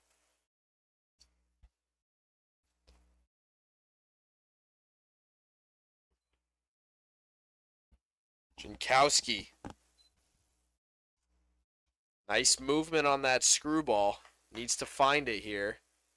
We haven't seen much of him pitching in recent years. It's been a while since Joey has seen the mound. But he took the mound last year. Had a solid outing against the Eastern Extreme, and here he is. He's back on the mound for Game 3 today.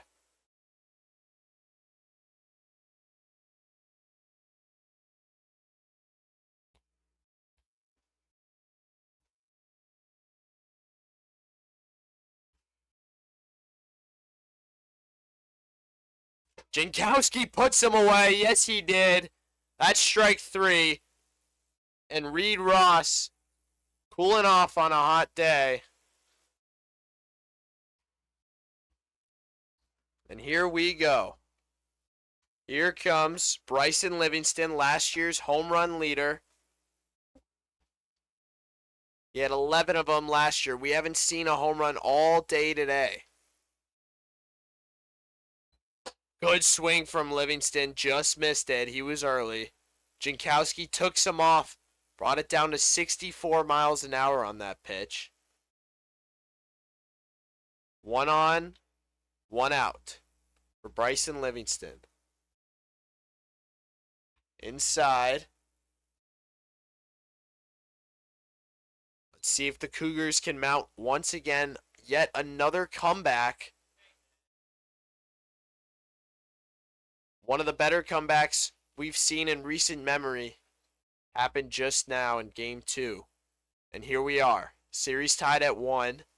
Jankowski and Livingston. 2 captains facing off.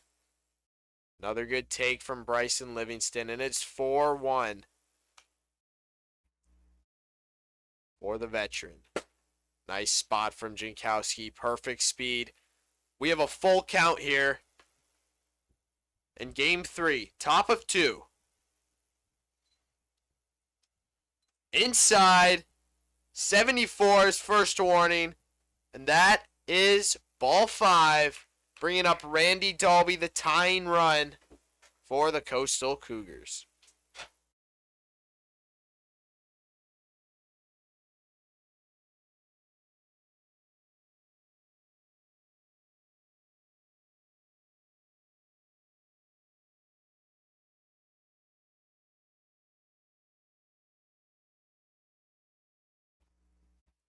Dolby has had a solid day today at the plate.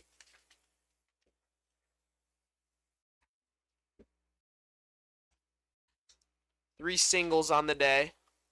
A lot of infield hits, including one of the craziest plays we've seen in the past couple years where he collided with Braden Lewis at first.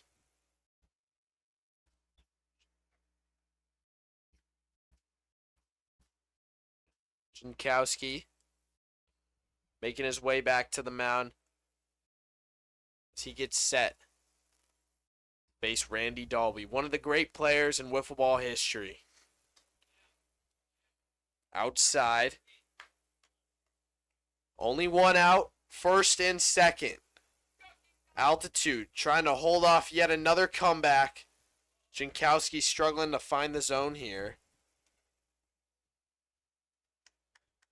It is 3-1. Outside. You wonder how long the leash is until Mike Toohey comes in. And here we go. Bases loaded. One out for the rookie, Jackson Albers. Jankowski on the mound. Yeah.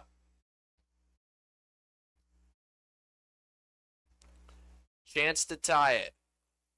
Chance to take the lead. Nice pitch, nice swing. Great speed from Jankowski as he gets ahead 0-1. Strike two. Another one from Joey Jankowski. Can he put him away right here? Ripped left side. Nice play, and that is, we are going to call him out on the field. We're going to go to replay, but it looked like he was out. Chaos just happened,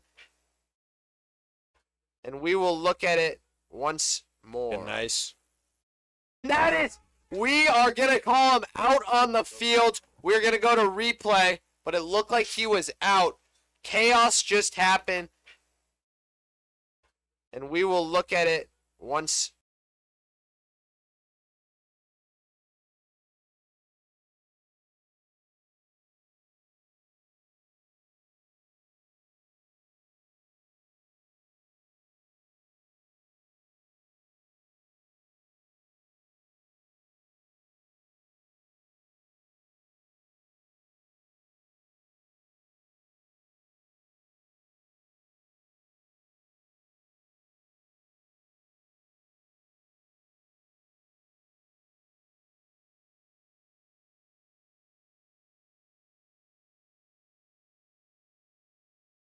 After review, the ruling on the field stands. He is out at home. He beat the runner.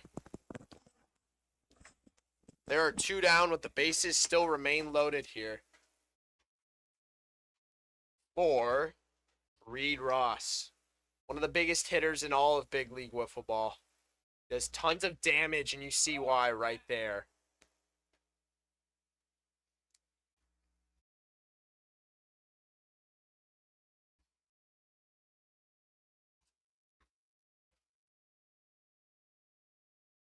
Nice pitch from Jankowski. Trying to battle and work out of this jam here in the second.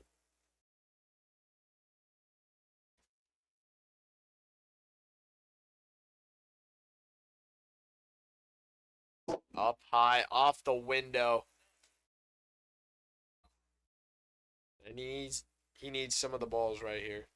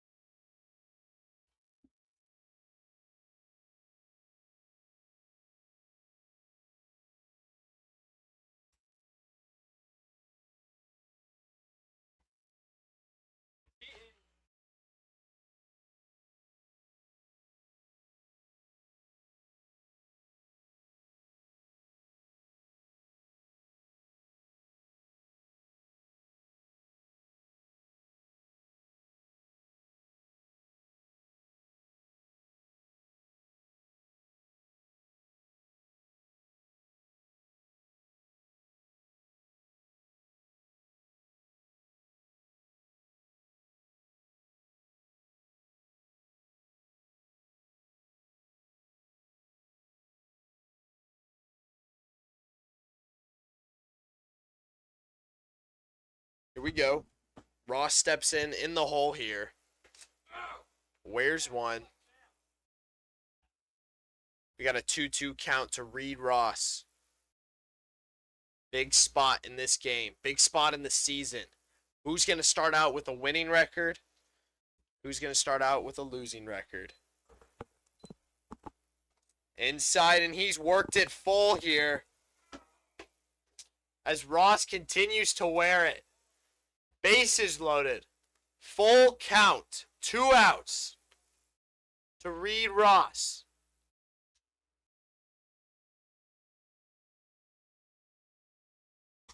That's a nice pitch, nice swing. Good job from Ross to foul it off. Looked like it was going to be a strike. And he extends the at-bat. Full count. Here we go again. Making Jankowski work. Nice pitch from Jankowski at 73. Works out of the jam. And we go to the bottom of the second as the Altitude lead it 3-0.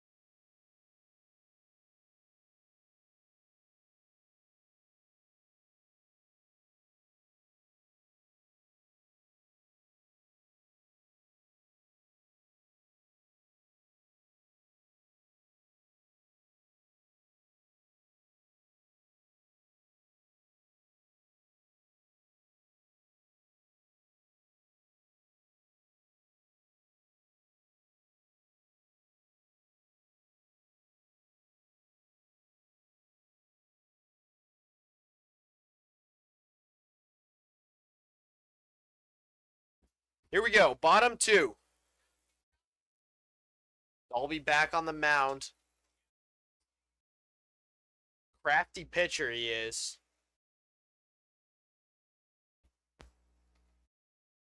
It's his second relief appearance of the day.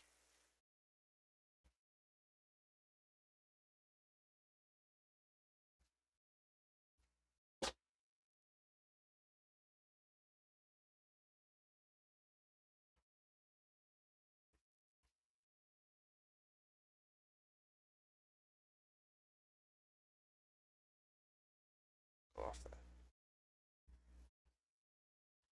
Here we go. Lewis now up to bat.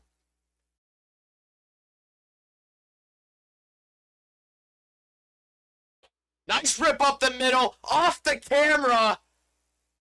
What a sequence that was. We are going to replay that right now to show you what just happened. Unbelievable, right off the camera. Nice rip up the middle, off the camera.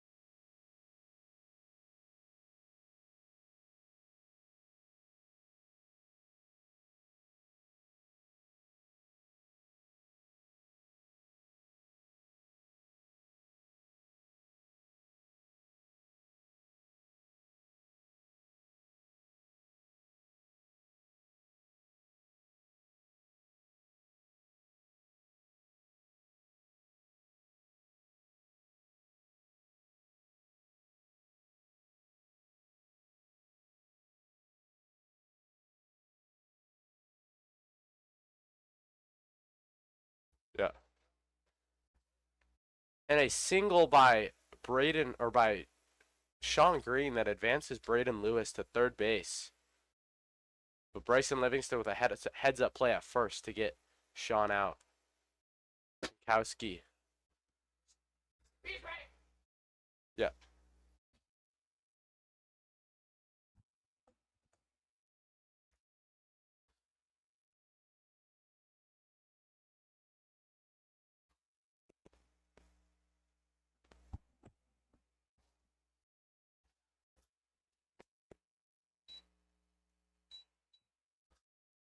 And Joey Jankowski with the single. And that drives in a run. The RBI single by Jankowski makes the game 4-0 altitude in the bottom of the second with only one out.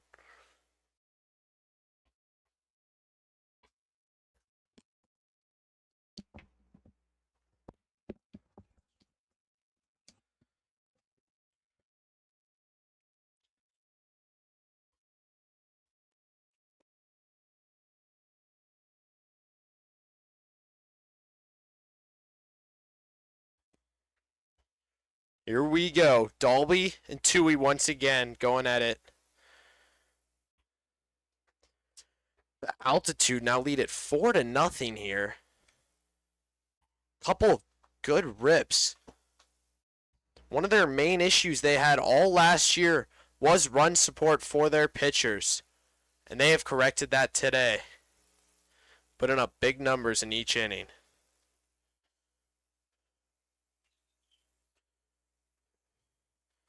Nice pitch. That Nick? Oh, okay. I thought that. Here we go. Tui, Dalby. Down low. 4-0 count. And that is ball 5, in fact.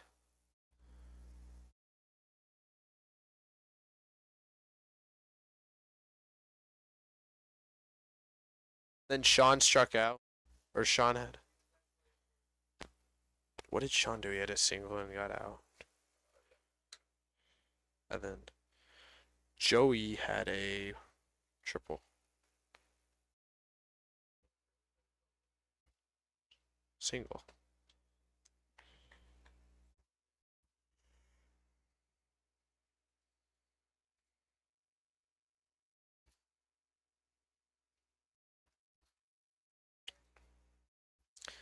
And here we go. 4-0.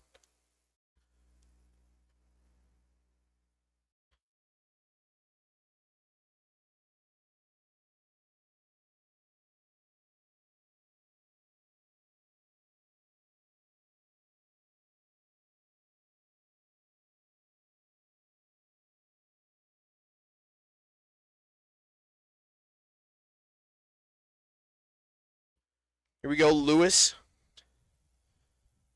At the plate, had a big game 1. Part of the reason his team is in this place right now.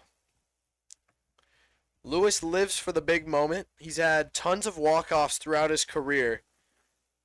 Really bounced back at the end of last year. When you saw him have a walk-off against this team, the Cougars, in BLW's night series. Nice pitch from Dalby. 3 straight strikes. Got him looking. There are 2 down in the second. For Sean Green.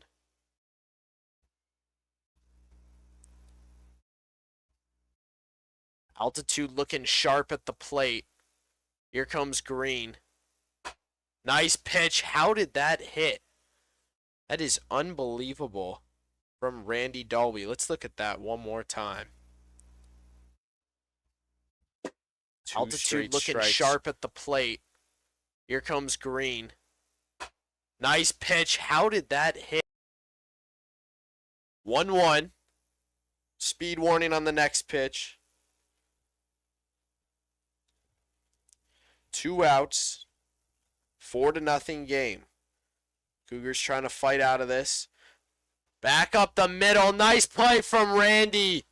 Gets him at first.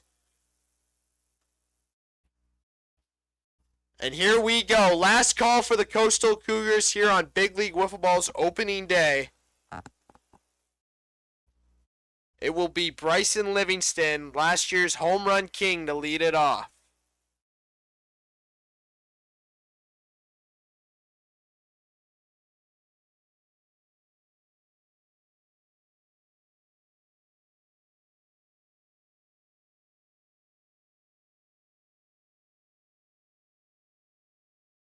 And here we go. Mike Tui coming in to close the game out for the altitude.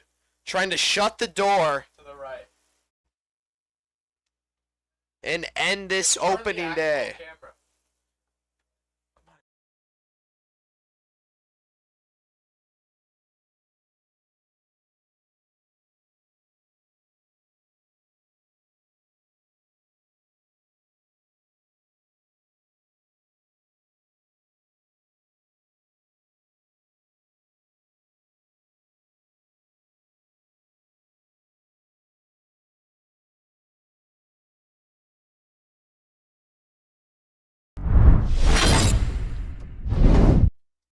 And in the meantime, we'd like to tell you one more time about One Stop Nutrition, BLW's official nutrition drink. Enjoy your delicious and nutritious protein shakes, any type of shake you'd like today. There are tons of locations across the valley, so visit One Stop Nutrition and stick around postgame to see who our One Stop Nutrition player of the series is. Back to the action.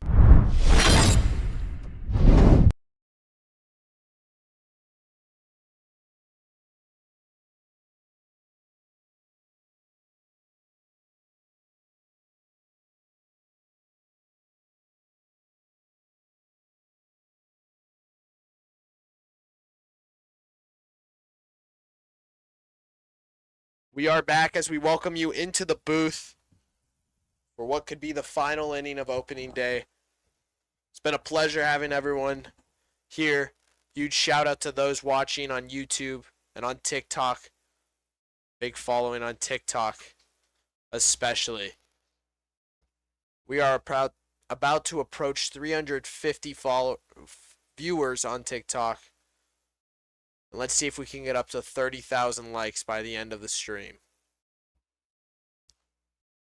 We are yet to see a home run today. Bryson Livingston, known for that. Let's see if he can deliver.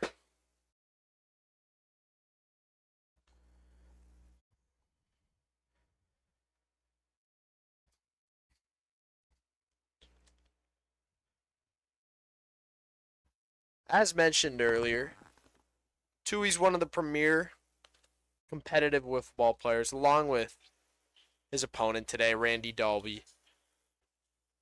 He's played across the country several times on the East Coast and now here in Arizona. Featuring filthy movement on the mound all day, as you just saw on that drop ball. He's facing off with one of the best hitters in all of Big League Wiffle Ball. Having a tough day today. See if he can rally here as he goes down swinging. Heat seems to be getting to players here. We're still in mid-April, but it is indeed hot. Should cool off for the next couple series. And as a quick preview, we'll see you next Monday. Not this coming Monday, but the Monday after for Extreme Diamonds. But here we go. Cougars trying to rally. 1 out in the inning. As Randy Dalby up at the plate. Nice rip to the left side. Jankowski airmails it. Oh, and what a play from the runner-up Gold Glover from last year, Braden Lewis. Unbelievable play at first, who could not catch that on the stream. But unbelievable. Lewis was off the bag. Jankowski airmailed it, and he threw it back in play and hit Dalby before he reached first. Sort of like a tip drill in basketball. Knuckleball was dancing on that one. Albers just missed it. And that could be the last at bat of the day. The last matchup we see between these two. Nice pitch from Mike Toohey, who's looking to close the door right here. 2 strikes in the at bat. Looking to get win number 2. Arctic Altitude on the verge. Up high. Goes to a different look. And here we go.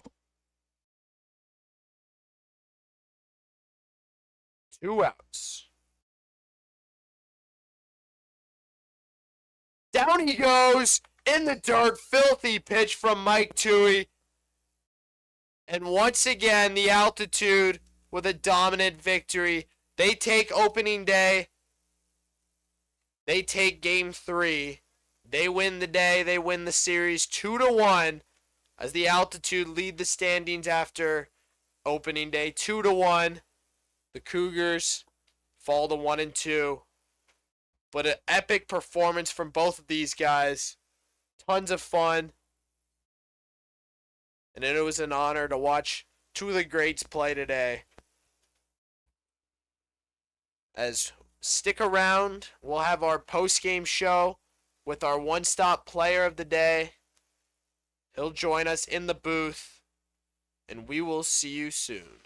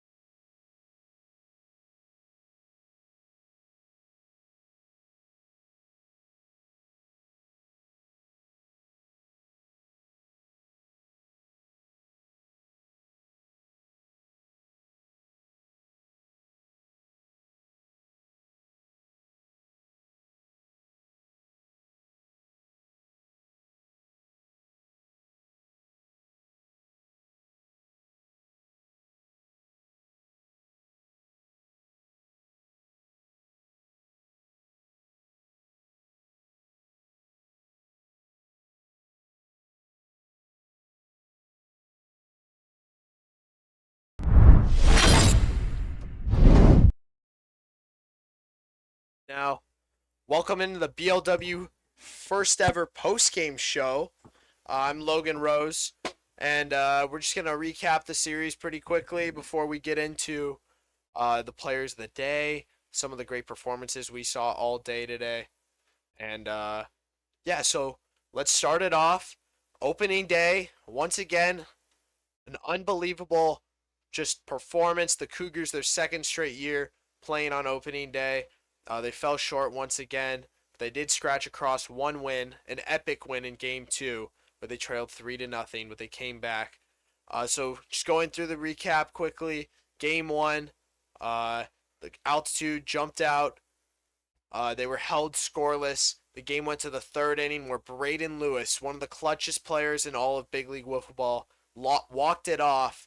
It fouled off Jackson Albert's hand.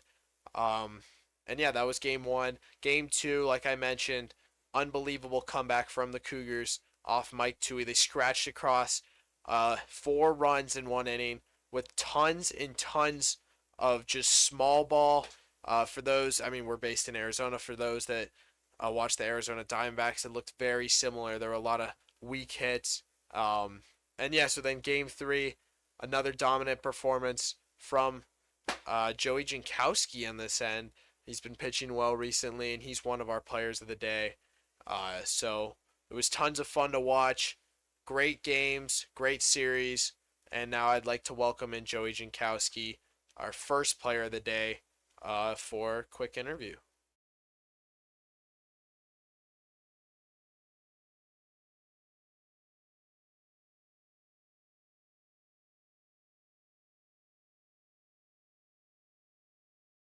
Just like that. All right, let's hope we can hear the questions. All right, Joey, first ever player of the game here.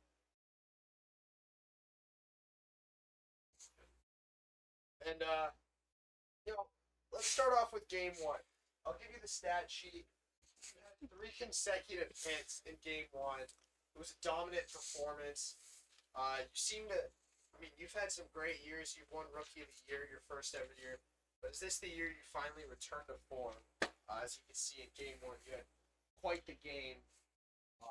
It was impressive to see on. All right, so just talk about your performance, how you were seeing Dalby, and how that translated to 3 consecutive hits. Yeah, I feel like I was just seeing the ball really well today. I've been working on my swing, so just staying short to the ball. I also have seen Dolby in the past, so it was like easy to read off him. But just seeing the ball out of his hand and making contact was like the big thing, and not letting myself get like too down in counts and stuff. But yeah, just staying short, staying quick to the ball is the main thing. Then, I just want to talk about that game 3 pitching performance. You were in a tough situation. You guys had bases loaded. I believe it was 1 out. Yeah. You battled. You guys made a great play at home, and then you battled out with a strikeout. Talk about how that has helped, and how, I mean, when Jackson Blum comes back, you guys already have one of the best pitchers in Mike Toohey. How's that going to look for the altitude? Yeah, I think over the summer, especially once we're out of baseball season, we'll have Jackson, me, Tui, so we'll be able to go to whoever's rolling, and it'll be easy to just kind of roll through games. We won't get in too many tough spots. Just more variety of pitchers. So, yeah. Yeah. Then looking forward, looking ahead, what's the plan when Jackson Blum comes on this team? How's that going to look? Do you expect him to assume the ace role? Do you expect Tui to get there? I'd also like you to speak to, I talked about this on the broadcast, but run support. That was a huge issue last year. Jackson expressed that especially. And today to put up 3 runs, 4 runs, and I believe it was 3 again in the last. How does that feel as a manager? Yeah, I just feel like the last year runs were the hard part for us. We couldn't score. So getting the series off and scoring runs early in the games and helping our pitchers out is the main thing. I think Tui will probably be our ace. And then if he's struggling or if his arm's hurting or something, then we can have Jackson come in and he can pump. But yeah, 2 great pitchers, probably maybe the 2 best pitchers in the league. So yeah. Great. Thanks for a a great day. Thanks for hitting it. We'll have the stats up in a couple of hours, and let's head on over after a brief interview to Mike Toohey.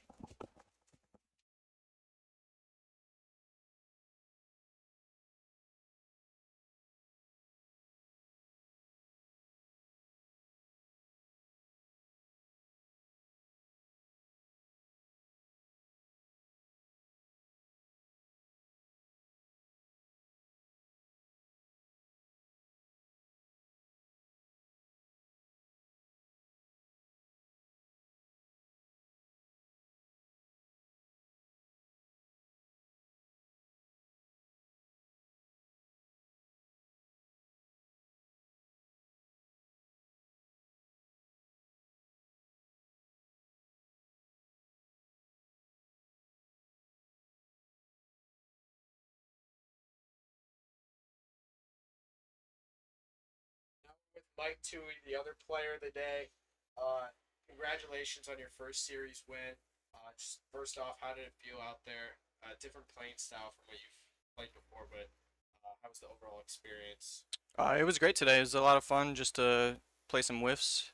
Running the bases and speed limits sort of new to me. Speed limit not so much, but it's good just to play wiffle ball, get out there and have some fun. Happy we came away with 2 out of 3 today. Yeah, then you're pretty familiar with Randy Dalby out there. How did that translate? I know Joey talked about that a little bit. He was seeing him well early. Did you feel like you really did that familiarity help you today? Did it hurt you, or how did that go? Yeah, I mean, ever since I moved out to Arizona, me and Dalby have played a lot, both against each other just to practice and on the same team in tournaments around here. Um, so it's really just a matter of seeing someone over and over, especially your teammates. You know what they throw, you know what pitches they like to hit. So, it's going to be a battle no matter what. So you just gotta try to pick on their weaknesses and see who gets the best of them for that day. Yeah, then last question for you.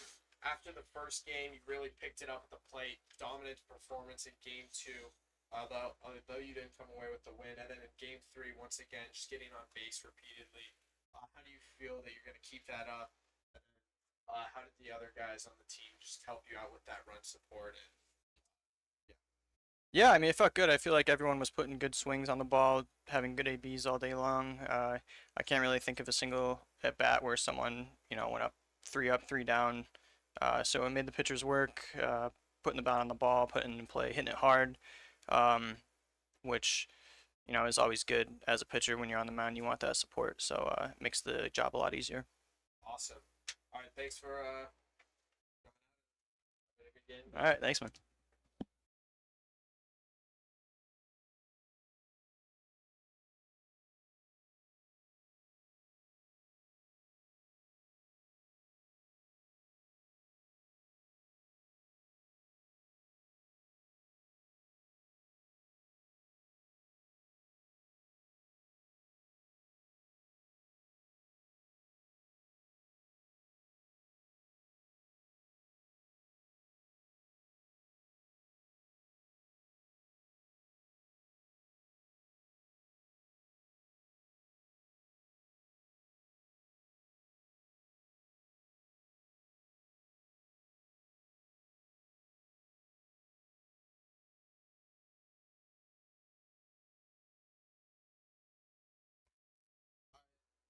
We are joined by a surprise third guest.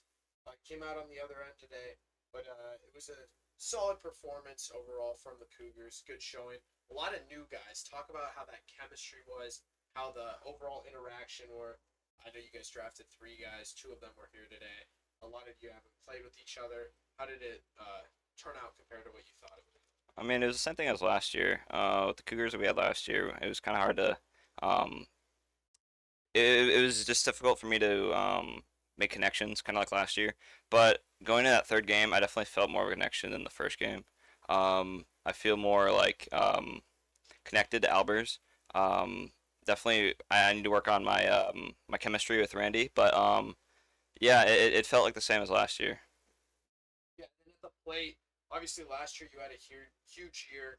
Just looking at it quickly, it wasn't the greatest day for you, but you did still manage to get on base quite a bit. How did you feel that did today, and how can you improve or maintain how you did in the future? Well, definitely going out today. I need more practice over in the off season, and that was on me. But definitely facing Tui, it was a different scene that I've never seen anything like that before. But going to the next series, I believe we played the extreme. Facing Brody, I faced him a lot, and I need to bounce back next series. Yeah, and, we're gonna transition into a what's next segment, but just last question for you. You're about to face Brody, like you just mentioned. How's that familiarity gonna translate when you face the extreme once again? It feels like you guys play them every single week. It's crazy. Well, I mean, yeah, it is crazy. I play him almost every day. I try to do my best against him. But definitely, I've played him in the postseason. I've played him in this league a few times. I've played him all my life. It's definitely something that I'm used to, and it's definitely a good thing to face him to bounce back. Awesome. Thanks for hopping on here, and we'll wrap it up with the post game. Thank you.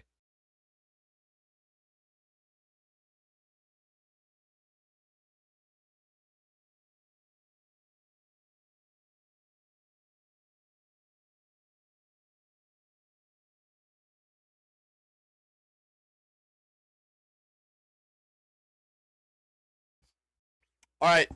Finally, that's it. Unbelievable day. It was tons of fun.